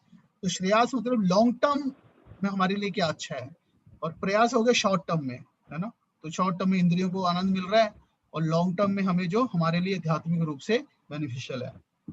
तो यश श्रेया श्यान निशितम ब्रूहि तन्मे, ब्रूहि तन्मे मतलब मुझे निश्चित रूप से बताओ कि मेरे लिए अल्टीमेटली क्या अच्छा है, हाँ, जिससे मैं, है ना, मतलब बिकम कंप्लीटली सेटिस्फाइड। हाँ, तो पृच्छामि त्वाम धर्म, तो ये आध्यात्मिक जीवन मतलब ये कोई ब्लाइंडली फॉलो नहीं करने का है, मतलब यू नो लाइक जैसे जस्ट लाइक कि जस्ट कुछ कमांडेंट्स हैं जैसे, हाँ मे बी जो कुछ कमांडेंट्स को फॉलो करना है, ऐसा नहीं है। आध्यात्मिक जीवन एक डायनामिक है, मतलब है ना, हम क्वेरी कर रहे हैं, फिर हमें आंसर मिल रहा है, हम फॉलो कर रहे हैं, फिर हम फॉलो करते हैं, हमें कुछ डाउट्स आते हैं, फिर हम क्लियर करते हैं, लाइक दैट। तो यहाँ पे अर्जुन भी पूछ रहे हैं कृष्णा से, और फिर क्या करें, शिष्य आते हैं, हम शिष्य, अब मैं आपका शिष्य बन रहा हूँ। शादीवम त्वम प्रपन्नम, तो वहां पे वर्ड ये हुआ था परिपातेन, परिपातेन, प्रपन्नम, है ना। तो ये सब वर्ड प्रपन्नम, परिपातेन मतलब क्या, सरेंडर बेसिकली, है ना। तो शरणागति, तो शरण लेना भगवान की या गुरु की शरण लेने का मतलब क्या है। मतलब एक तो फिजिकल सेंस में हम सोचते हैं हाँ उनके पैर पकड़ रहे हैं भगवान के या गुरु के, वो तो रियल प्रपन्ने में शरणागति का मतलब बेसिकली क्या है कि गुरु या भगवान की के आदेश को पालन करना, दैट इज रियल शरणागति। हाँ, उनके आदेश का पालन करना कि अब हम उनके ऊपर अब हम अपना दिमाग ना लगा के उनके द्वारा उनकी गाइडेंस जो है ना, मतलब उनकी गाइडेंस के आधार पे हम अपनी जीवन को जिएंगे, दैट इज शरणागति। जैसे कई लोग हैं, हम हाँ गुरु जी हैं हमारे, हाँ हम कृष्णा के मंदिर जाते हैं, हम कृष्णा को मानते हैं, लेकिन करते क्या है, जो हमारा मन करता है, तो दैट इज नॉट शरणागति। इसका मतलब हम बस एक्सटर्नली कुछ सेंटिमेंटली कर रहे हैं। तो रियल जो भक्ति वहां से स्टार्ट होती है या आध्यात्मिक जीवन स्टार्ट होता है जब हम शरणागति इन द सेंस कि हम जब गुरु और शास्त्र के अनुसार अपने जीवन को जीना शुरू करते हैं, वहां से असली आध्यात्मिक जीवन शुरू होता है। नहीं तो वो जस्ट एक उस स्तर पे रहता है, बस एक मन के स्तर पे रहता है। तो जैसे यहाँ 4.3 में और बता देगा, एक फेवरेबल एटीट्यूड होना चाहिए आध्यात्मिक जीवन को लेने के लिए, क्योंकि बताया कि तुम मेरे भक्त तथा मित्रों, तुम्हें इस दिव्य ज्ञान को, इस दिव्य रहस्य को तुम समझ सकते हो। मतलब ओवरऑल भगवान के प्रति फेवरेबल भाव रहना चाहिए हमारे मन में, है ना। हाँ। और फिर दूसरा सोर्स है स्क्रिप्चर्स। अब जैसे गुरु, तो दो चीजें होती है, गुरु, साधु और शास्त्र, बेसिकली तीन चीजें पैरेलल में चलती हैं। हाँ, ऐसा भी नहीं कि गुरु अपने आप में इंडिपेंडेंट है ना। तो गुरु भी वही कहेंगे जो शास्त्र में है, लेकिन शास्त्र क्या कह रहे हैं उसको हमें गुरु से समझना पड़ेगा। तो ये लिंक्ड है आपस में। तो गुरु तो हो गया एक गुरु जिनसे हम दीक्षा लेते हैं, फिर साधु मतलब और सारे वैष्णव हैं जो, हाँ, और तीसरा स्क्रिप्चर्स, शास्त्र। तो गुरु, साधु और शास्त्र, इन तीनों चीजों को पैरेलल, मतलब एक दूसरे से वेरीफाई कर सकते हैं हम। हाँ, ऐसा भी नहीं कि गुरु अपने मन से कुछ बोल रहा है तो हम समझ सकते कि स्क्रिप्चर में वो चीज कहाँ लिखी है, लेकिन जो कई बार स्क्रिप्चर में कुछ लिखा है वो हमें क्लियर ना, तो हम गुरु से पूछते हैं। तो गुरु, साधु और शास्त्र, इन तीनों के कॉम्बिनेशन से हम आध्यात्मिक मतलब है ना ज्ञान लेते हैं और आध्यात्मिक जीवन में आगे बढ़ते हैं। तो जैसे यहाँ पे बता रहे हैं 16.23 में, यह शास्त्र विधि उत्सृज्य वर्तते काम कारता न सिद्धिम अवापनोति न सुखम न पराम गति। हाँ, तो कहता है यह शास्त्र विधि उत्सृज्य, उत्सृज्य मतलब छोड़ के, क्या शास्त्र विधि, जो शास्त्र में हमें गाइडलाइंस दी गई है जीवन को जीने की, हाँ, उनको छोड़ के काम कारता, मतलब अपने मन से ही मन तरीके, है ना, मन माने तरीके से ही कुछ काम कर रहे हैं।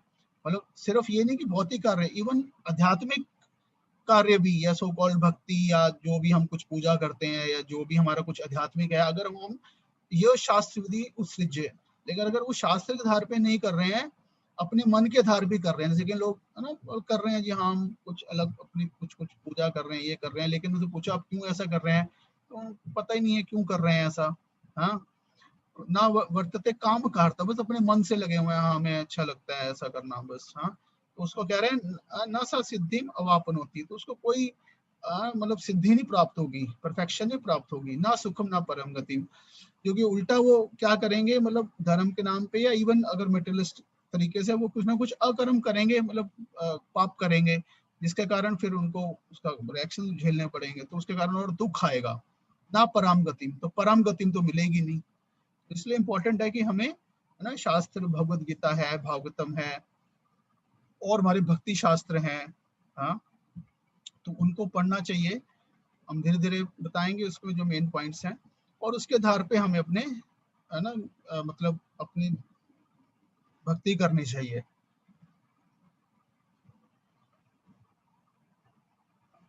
और शास्त्र को भी पढ़ते हुए ये नहीं कि हम शास्त्र को, मतलब हमें इस संसार को शास्त्र की नजरों से देखना है, ना कि हमें शास्त्र को इस संसार की नजरों से देखना है।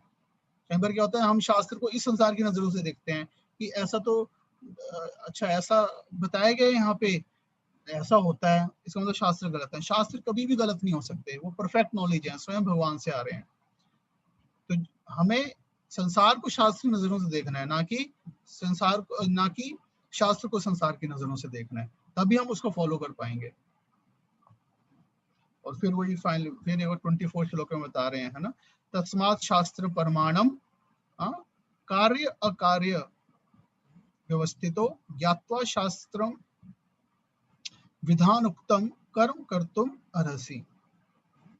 तो तस्मात् शास्त्रम प्रमाणम, तो शास्त्र प्रमाण, तो हमारे सारे कार्य शास्त्र प्रमाण के आधार पे होने चाहिए, नहीं तो हम अपने मन गढ़ंत तरीके से कुछ भी करते रहें तो उससे हमें आध्यात्मिक जो है वो परफेक्शन लाइफ में नहीं मिलेगी।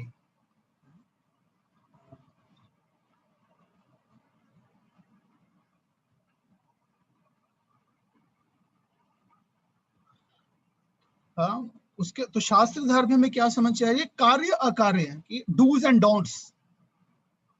तो स्क्रिप्चर्स के यहाँ हमें अलग अलग टाइप की नॉलेज है। एक हो गया कि जो हमें फिलोसफिकल नॉलेज है ना, संबंध ज्ञान बता रहे हैं जीव, प्रकृति और भगवान के बीच में। और फिर अभिधेय मतलब प्रोसेस है, भक्ति के क्या डूज एंड डोंट्स हैं, कर्म कांड के क्या डूज एंड डोंट्स हैं, तो उसके आधार पे करना चाहिए। तो डूज एंड डोंट्स हमें समझने चाहिए और उनके आधार पे कार्य करना चाहिए। ज्ञात्वा शास्त्र विधि, तो शास्त्रों का जो विधान है उसके आधार पे कार्य करना चाहिए, ना कि अपने मन से हमें करना चाहिए। तो ये यहाँ पे बता रहे हैं। तो गुरु, साधु और शास्त्र, ये तीन चीजें इंपॉर्टेंट हैं। तो यहीं पे हम इसको आज विराम देंगे।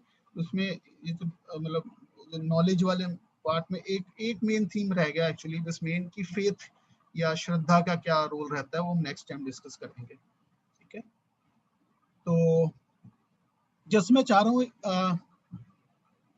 क्विकली आप में से है ना, कोई भी भक्त एक एक पॉइंट बता सकते हैं आज के, मतलब आज के क्लास से कोई भी पॉइंट जो आपने सीखा। हाँ, तो हर वक्त एक एक पॉइंट शेयर कर सकता है। तो मैं जल्दी कुछ नाम बुलाऊंगा तो आप बता सकते हैं। तो ऊपर से शुरू करते हैं। आरती माथुर माता जी, कोई एक पॉइंट बताएंगे आज क्लास से जो आपने हरे सीखा? कृष्णा प्रभु जी। हाँ, विनम्रता में आत्मा के रूप में देखना, विनम्रता को। ओके, आत्मा की अदमहीनता, अपने शरीर की रेस्पेक्ट ना मिलना। बिल्कुल। तो असली ह्यूमिलिटी या विनम्रता आत्मा के स्तर पे आती है बेसिकली, है ना। बहुत अच्छा। और कौन बताएगा? Akshay Kapoor Prabhu, any one point from today's class? Hare Krishna Prabhu ji. Hare Krishna. एक तो ये अहिंसा के बारे में सीखा कि आत्मा की अहिंसा जो है आत्मा के लेवल पे है जो, राइट। और जैसे जो स्क्रिप्ट का ज्ञान लेना चाहिए और गुरु के मतलब गुरु शिष्य की परंपरा छोड़ लेना चाहिए, डायरेक्ट इसको मतलब कहीं से भी लेना ज्ञान को। Very good. तो वो सेकंड वो समझे। Okay, very good, thank you. और हेलो, हरे कृष्णा। हरे कृष्णा प्रभु जी। आवाज बद्रीनाथ प्रभु, आप कोई पॉइंट शेयर करना चाहेंगे? यानी एक कोई भी पॉइंट क्लास में से? हाँ जी, हाँ जी, हाँ जी। अहिंसा के कई रूप हैं, तो आपने बताया कि आध्यात्मिक रूप से अहिंसा क्या होती है। हाँ, तो तो अज्ञानता के कारण आते रहते हैं, कई चीजों का ज्ञान नहीं था। हाँ। और इसी कारण जो है दूसरों को भी, क्योंकि हमें आध्यात्मिक ज्ञान नहीं है, दूसरों को भी हम ज्ञान नहीं दे सकते, असमर्थ होते हैं क्योंकि हम खुद को ही ज्ञान नहीं, तो ये दूसरों के प्रति जो है वो हिंसा हो गई। ओके, तो वही है। हाँ, ठीक है। और कौन बताएगा? अब भुवन सिंह प्रभु, एनी अदर पॉइंट जो बता दिए उससे अलग कोई पॉइंट? आज की क्लास में कई सारे पॉइंट डिस्कस हुए हैं। जी हरे कृष्ण प्रभु जी। हरे कृष्णा। जी ये प्रभु जी ये असहिष्णुता के बारे में बताया गया था, जैसे कि मनुष्य अगर अपना आध्यात्मिक उन्नति करता है तो उसको जो भौतिक जगत से जितने भी मान अपमान या कोई तिरस्कार होते तो उन सबको सहन करना चाहिए। हाँ, क्यों करना चाहिए सहन? क्यों करना चाहिए, हमने चर्चा की थी इसके ऊपर कि हमें क्यों करना, मतलब क्या बस क्योंकि हम कमजोरी के कारण करना चाहिए, क्योंकि हम नहीं कुछ कर पा रहे तो सहन कर लो, या फिर क्या जिस स्थिति हम कर सकते हैं अगर उस स्थिति में भी क्यों सहन, अगर हम मतलब स्ट्रॉन्ग है तब भी सहन क्यों करना चाहिए हमें?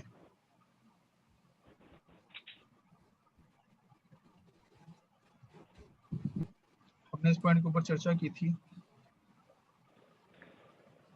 कोई और बताना चाहेगा हमें क्यों सहन करना चाहिए, खासकर आध्यात्मिक जीवन में अगर हमें आगे बढ़ना है तो? क्योंकि प्रभु जी नहीं, आप और कोई बताएगा कि आप रहने दीजिए, और कोई बताएगा। हरे कृष्ण, कैन आई ट्राई? हाँ माता जी आप बताइए। एक्चुअली मुझे लगता है शायद मुझे एग्जैक्टली शायद पॉइंट याद नहीं आ रहा, लेकिन फिर भी ये था कि अगर हम छोटी छोटी बातों में ही लगे रहेंगे, हमें बहुत सारी बातों को इग्नोर करना पड़ेगा रोजमर्रा की, क्योंकि अगर हमें कुछ बड़ा अचीव करना है अपनी आध्यात्मिक जगत की यात्रा में, तो हमें बहुत सारी छोटी छोटी बातों को नेग्लेक्ट करना पड़ेगा, तभी हम आगे बढ़ सकते हैं। अगर हम उन्हीं में उलझे रह गए तो हम अपना बिगर जो पर्पस है हमारा वो रियलाइज नहीं कर पाएंगे कि हमें एक्चुअली क्या करना है। बिल्कुल सही उन्होंने बताया। हाँ, तो हमें we have to keep the small things small so that we can focus on the big things, है ना? तो इसलिए हमें बुद्धिमान होकर सोचना पड़ेगा कि किस चीज में फंसना है और किस चीज में नहीं फंसना है। हाँ, इसलिए हमें सहन करना, ये नहीं कि मतलब एक तो होता है ना सहन करना कि मतलब और कोई ऑप्शन ही नहीं, एक तो परेशान होकर सहन कर रहे हैं, एक तो क्या परेशान होके सहन कर रहे हैं, बोला सहन ही, एक हो गया कि हम चूज कर रहे हैं कि हम इस चीज में मतलब हम कोई एक्शन नहीं लेंगे, हम इसको सहन करेंगे, निगलेक्ट करेंगे और चुप रहेंगे, है ना? क्लियर है भुवन सिंह प्रभु? राइट प्रभु जी, क्योंकि ये भौतिक जगत का स्वभाव है, कुछ ना कुछ आता ही रहेगा। हाँ, कि यहाँ कुछ ना कुछ चलेगा ही है, डेली किस को ठीक करेंगे, दूसरों को ठीक करने में इतना बिजी हो जाएंगे, अपना अच्छा भूल जाएंगे हम, है ना? जी करेक्ट। और कौन बताएगा कोई और पॉइंट इन सबसे अलग? दीपक शर्मा प्रभु, दीपक कुमार शर्मा प्रभु। कृष्ण प्रभु जी, लेवल ऑफ नॉलेज। हेलो, हाँ जी क्या बताया आपने? Level of knowledge. हेलो, हाँ जी प्रभु जी।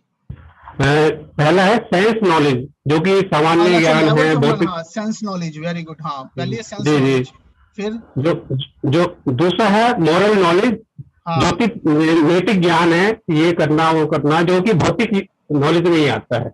हाँ, नैतिक ज्ञान हो गया, बेसिक नैतिकता वाला, है ना?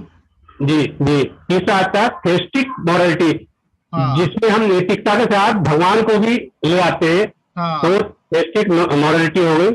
चौथा है नॉलेज ऑफ ब्राह्मण, जिसमें कि हम ये जानते हैं कि परम सत्य कौन है, परम भगवान कौन है और बाकी सब माया है। अब पांचवा है प्योर नॉलेज, जिसमें कि हम जानते हैं भगवान क्या है, हमारा उनसे संबंध क्या है और हमारा आपस में क्या संबंध है। हाँ, वेरी गुड, बहुत अच्छा, थैंक यू दीपक प्रभु। हरे कृष्ण। और कौन बताएगा? डॉक्टर पारुल महेश्वरी माता जी, वैसे आपने टॉलरेंस वाले पॉइंट पे बता दिया, इसके अलावा कोई और पॉइंट शेयर करना चाहते हैं तो आप कर सकते हैं। जी, एक हमने ये पढ़ा था कि मतलब गुरु की हमें सेवा करनी चाहिए, उनको मतलब जो भी वो कहते हैं, सिर्फ ये नहीं कि मतलब हम उनका सुन ले, मतलब उसको फॉलो भी करना चाहिए, उनकी सेवा करके उनको प्रसन्न मतलब वैसे भी रखना चाहिए, that he should be happy with us, क्योंकि वो भगवान का ही रूप है। और मतलब तो हमें उनके मतलब कही हुई सारी चीजें फॉलो करनी चाहिए। और स्क्रिप्चर्स का भी हमने डिस्कस किया था कि जो और क्यों फॉलो करनी चाहिए, बिकॉज बेसिकली वो भगवान के बिहाफ पे ही हमें सेवा दे रहे हैं, तो उनकी सेवा कर रहे हैं, तो इसका मतलब हमारी सेवा भगवान तक जा रही है ना? और सेवा ही क्यों, एक पॉइंट थोड़ा सा और इस पे क्लियर थोड़ा सा फोकस करना होगा। सेवा से क्या मतलब ये है, क्योंकि एक्चुअली में आध्यात्मिक संसार का स्वभाव सेवा ही है ना? हमारा नेचुरल स्वभाव सेवा है, तो हमें सेवा करना, प्रैक्टिस करना है बेसिकली, है ना? क्योंकि इस संसार में अभी हम हम हैबिचुएटेड हैं अपनी सेवा करने के, सेवा करवाने के, है ना, एटलीस्ट डिजायर करते हैं, अल्दो कोई करता नहीं हमारी सेवा, तो है ना, एटलीस्ट वो डिजायर रहते हैं कि हाँ हमारे हिसाब से सब कुछ हो, है ना, हमारे को पूछें, हमारी सेवा हो। बट आध्यात्मिक जो नेचर है वो उससे बिल्कुल ऑपोजिट है, दैट इज टू सर्व, है ना, तो इसलिए we have to practise it, to serve, सेवा करना। Thank you, very nice. और कौन बताएगा? महिपाल सिंह प्रभु, आप कुछ शेयर करेंगे जो हो गया कवर, उसके अलावा कोई पॉइंट?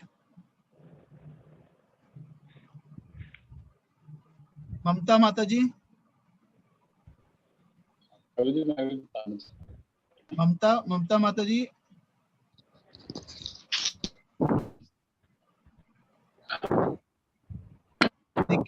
निकिता माता जी, आप कोई पॉइंट शेयर करेंगे? Am I audible? हाँ जी, हाँ जी। Yes yes. रियल सुख भक्ति में ही है और भक्ति का मार्ग सुखम है। और आध्यात्मिक जो ज्ञान है सिर्फ भगवान से ही है और ज्ञान का सोर्स कृष्ण ही है और ये गुरु परंपरा द्वारा प्राप्त किया जा सकता है। आपने सरेंडर्ड मूड के बारे में बताया, 2 पॉइंट्स बताए, शरणागति और प्रणिपातेन, जो बता रहे हैं कि विनम्र होकर सुनना चाहिए जो भी गुरु बता रहे हैं, गुरु की सेवा करनी। ठीक है, 1 पॉइंट निकिता माता जी, थैंक यू, थैंक यू। हाँ प्रभु जी, मैं बताऊं? नहीं, अभी मैं आ रहा हूँ, सीरियल वाइज आपके पास पहुंच रहे हैं। पारिजात प्रभु, आप कुछ पॉइंट शेयर करें प्लीज आज के डिस्कशन से। पुष्पा माता जी,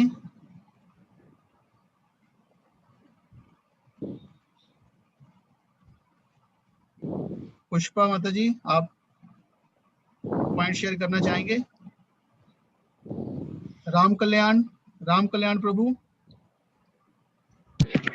हरे कृष्णा प्रभु जी। हरे कृष्णा। कोई पॉइंट प्लीज प्रभु जी आप क्लास से शेयर कीजिए जो अभी तक बाकियों ने नहीं किया है। जी जी जी, हमें जो भी कर्म अकर्म है, जो भी डूज और डोंट है, वो हमारे शास्त्रों के विधि विधान के अनुसार ही करना चाहिए। Very good. और उन्हें अपने जीवन में उतारना चाहिए। ओके, वेरी गुड, हरे कृष्णा। बहुत अच्छा, हरे कृष्णा। रेणुजा माता जी, शैलेंद्र प्रभु, आपका कोई पॉइंट है? प्रभु जी, हाँ शैलेंद्र प्रभु, आपको कोई पॉइंट है? एक पॉइंट कोई शेयर कर दीजिए। प्रभु जी, वो 4 संप्रदाय के बारे में आपने बताया कि हमें केवल संप्रदाय जो प्रामाणिक संप्रदाय है उसको ही उसका ही अनुसरण करना चाहिए। तो ये 4 संप्रदाय कौन है, तो कभी कभी मैं भूल जाता हूँ, तो उसके लिए मैंने उसके महत्वपूर्ण पॉइंट्स है उसको एक कविता के फॉर्म में मैंने बनाने की कोशिश किया ताकि याद रहे। अच्छा, तो सुना दीजिए आप कविता। जी, एक वो मैंने शेयर किया है उसको। क्या अब चैट में शेयर किया है क्या? जी प्रभु जी। चैट में कहाँ आया है? एक मिनट। अच्छा, चलो पढ़। ये है गर्ग संहिता कहे धर्म संरक्षण, विष्णु आदेश होंगे प्रकट ब्राह्मण। गर्ग संहिता में ये है कि एक 4 ब्राह्मण आएंगे, तो रामानुज अनंत शेष के रूप में, जो सनक के रूप में निम्बादित्य, ब्रह्मा के रूप में मध्वाचार्य और वामन के रूप में विष्णु स्वामी आएंगे। ये मैं लिखा, श्री वैष्णव विशिष्ट अद्वैत श्री पेरम्बदूर रामानुजाचार्य अंश अनंत शेष लक्ष्मी नारायण श्री भाष्य टीका गुरु यमुनाचार्य। तो ये हर एक संप्रदाय के बारे में थोड़ा उसके गुरु कौन है और कौन सा तत्व वो मानते हैं इस पे है। हम अगर हमारा जो ब्रह्म मध्व संप्रदाय है, गौड़ीय संप्रदाय, उसमें है कि ब्रह्म शुद्ध द्वैत उडुपी मध्वाचार्य, ब्रह्मा के अंश वह 12 में संन्यास, अचिंत्य भेदाभेद है दर्शन चैतन्य, टीका रचा है पूर्ण प्रज्ञापास। माधवेंद्र सूत्रपात करे मधुर रस, मध्वाचार्य वासुदेव लक्ष्मीपति नहीं प्रेम, मध्य व्यास भेंट गीता सुनाए टीका, प्रपंच स्थापित करे नाम पंचभेद। मध्व नव विष्णु सत्य ज्ञान अनुभूति तर्क माध्यम वेद भिन्न जीव जगत अनित्य बद्ध तथा मुक्त जीव व्यक्तिगत स्वरूप मुक्ति नाही विलय गुरु विष्णु सेवा सत्य मध्व रचे ग्रंथ सप्तत्रिंशत् कविता निबंध टीका लघु ग्रंथ गौड़ीय विप्रलंब मंजरी परकिया द्वैत अद्वैत निम्बार संभोग स्वकीय कुमार सनक निम्बार्क निम्बादित्य द्वैत अद्वैत पारिजात सौरभ भाष्य रुद्र शिव विष्णु स्वामी तथा वल्लभ शुद्ध अद्वैत टीका सर्वज्ञ भाष्य मायास्मात् शंकर शरीर भाष्य अद्वैत निराकार जीव ईश्वर विलीन वैष्णव सच्चिदानंद रूप सेवक शाश्वत असंख्य विस्तार तथापि पूर्णता असीम। हरे कृष्ण। Very nice. इसके ऊपर अलग से 2-3 लेक्चर्स में डिस्कशन करनी पड़ेगी सारे पॉइंट्स के ऊपर। Thank you. रमेश प्रभु। हाँ जी प्रभु जी, हरे हाँ, कृष्ण। हरे कृष्ण। आपको ये इसमें नाम नहीं आ रहा अपना इधर इन द पार्टिसिपेंट विंडो में, आई डोंट नो, पता नहीं। एनीवे आप प्लीज एक पॉइंट को शेयर कर दीजिए आज के डिस्कशन से। हाँ प्रभु जी, इसमें मैंने ये समझा कि ये जितने भी हमारे गुण हैं वो जब तक हमारी अनन्य भक्ति नहीं होगी, व्यभिचारिणी भक्ति नहीं होगी, भगवान कहते हैं, तब तक तुम इन गुणों के होते हुए भी सब बेकार हैं। तो हमें अनन्य भाव से और भक्ति युक्त होकर ही हम भगवान को और इस आत्म साक्षात्कार के ज्ञान को समझ सकते। ये अच्छा पॉइंट प्रभु जी ने एक बात यहाँ पे रेज किया कि कई बार हम सिर्फ क्वालिटीज के ऊपर ही फोकस कर लेते हैं, बट जो रियल एसेंस है भक्ति, मतलब भगवान की सेवा, मतलब उसको नहीं उसके पीछे समझ पाते। तो that is the first point कि भगवान की सेवा। तो गुण कम ज्यादा हो सकते हैं इनिशियली, है ना, मतलब वो इतना इम्पोर्टेंट नहीं है। मतलब हो सकता है कुछ क्वालिटीज जो है वो हमारे, हो सकता है विनम्रता कम हो, लेकिन अगर कोई भगवान की सेवा कर रहा है धीरे धीरे विनम्रता आ जाएगी। तो हमें एटलीस्ट जो भी भगवान की सेवा कर रहा है उसको सिर्फ क्वालिटीज की टर्म में भी जज नहीं करना चाहिए, है ना। मैं एक इसमें और भी जोड़ना चाहता हूँ कि उन्होंने अनन्य शब्द का भी प्रयोग करा है कि भाई अनन्य भाव से करनी है हमें भक्ति, कि ये नहीं कि भाई भगवान कर रहे हैं, कभी किसी कभी देवी देवता की पूजा कर रहे हैं, है ना। हाँ, तभी तो उन्होंने अनन्य भी यूज किया और अव्यभिचारिणी शब्द यूज, दोनों शब्द यूज किए हैं ना भगवान ने। हाँ, तो व्यभिचारिणी वर्ड बहुत अच्छा है ये कि, है ना, व्यभिचार क्या होता है कि जैसे कि कोई मतलब स्त्री है व्यभिचार कर रही है, मतलब है ना कि मतलब जैसे वो किसी और पुरुष के साथ अपना संबंध बना रही है, तो उसी प्रकार से एक्चुअली में भगवान के साथ हमारा अव्यभिचारी रिलेशन होना चाहिए, है ना। मतलब तो क्योंकि भगवान एक्सपेक्ट करते हैं एक्चुअली कि हम हमारा उनके साथ एक्सक्लूसिव रिलेशनशिप हो, है ना। मतलब भगवान अपना प्रेम शेयर नहीं करना चाहते, मतलब भगवान नहीं चाहते कि हम अपना प्रेम कहीं और शेयर करें। हाँ, जैसे मतलब जैसे संसार में भी होता है, मतलब जैसे चाहे वो गर्लफ्रेंड है या वाइफ है ना, मतलब उन्हें चाहेगा कि कोई अपना प्रेम किसी और के साथ शेयर करे, है ना। तो अगर कोई शेयर करता है ना, तो कोई किसी का एक्स्ट्रा मैरिटल अफेयर हो जाता है, तो है ना, तो wife will not tolerate it, तो उसको फिर बड़ी प्रॉब्लम क्रिएट हो जाएगी। हाँ, तो है ना, तो उसको प्रॉब्लम में आ जाएगा वो व्यक्ति। हाँ, तो इस तरह से एक्चुअल में देखा जाए तो मतलब हमारा प्रेम जो है एक्चुअल में वो सिर्फ भगवान के लिए है, हम उन्हीं के लिए बने हैं। लेकिन अभी क्या है कि हमने अपना प्रेम, है ना, हम अपना अफेयर्स चला रहे हैं संसार में अलग अलग चीजों में, है ना, मतलब हम क्या तो और वो अल्टीमेट सोर्स भी है, एक ही है वो, और दूसरे है ही नहीं। हाँ, तो हम भगवान के हैं, लेकिन हम भगवान के हैं और ऊपर से कहते भी हम भगवान आपके, लेकिन हम अपना अफेयर कहीं और चलाते रहते हैं। हाँ, और भगवान भी एक ही है ना, भगवान भी फिर एक ही है। हाँ, और है ही नहीं, तो फिर इधर उधर हम जा रहे हैं, तो फिर हमारी या तो गलती भगवान है की या बहिरंगा शक्ति में खो जाते हैं ना। हाँ, प्रॉब्लम है, भगवान के बहिरंगा शक्ति में खो जाते हैं और फिर भगवान सजा देते हैं, है ना, जो वही व्यभिचार है। हाँ, और व्यभिचार की सजा क्या मिलती है? मृत्यु, बार बार मृत्यु झेलनी पड़ती है।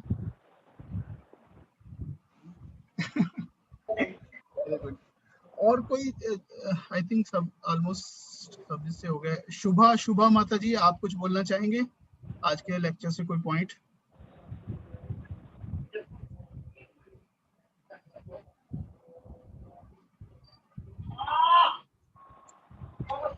ठीक है, तो कल निर्जला एकादशी व्रत है। आप सभी कोशिश कीजिए निर्जला एकादशी व्रत रखने का और ज्यादा से ज्यादा भगवान का नाम लीजिए, चैंटिंग कीजिए। भक्त इस दिन कोशिश करते हैं 64 माला है ना करने का, तो जितना आप कर सकें उतना कीजिए। प्रभु जी हाँ जी, हेलो, हाँ जी, हाँ जी। तुलसी परिक्रमा कितनी करनी चाहिए? 3 करनी चाहिए माता जी। 3।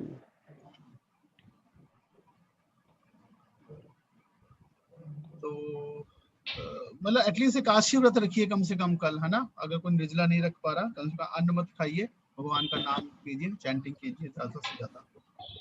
हरे कृष्णा प्रभु जी। हरे कृष्णा। ठीक है प्रभु जी। हाँ जी प्रभु जी, हम जैसे कि हमारा जब हम खोलेंगे, एकादशी व्रत जब खोलेंगे, तो हमें क्या बनाना चाहिए वैसे व्रत खोलने के लिए?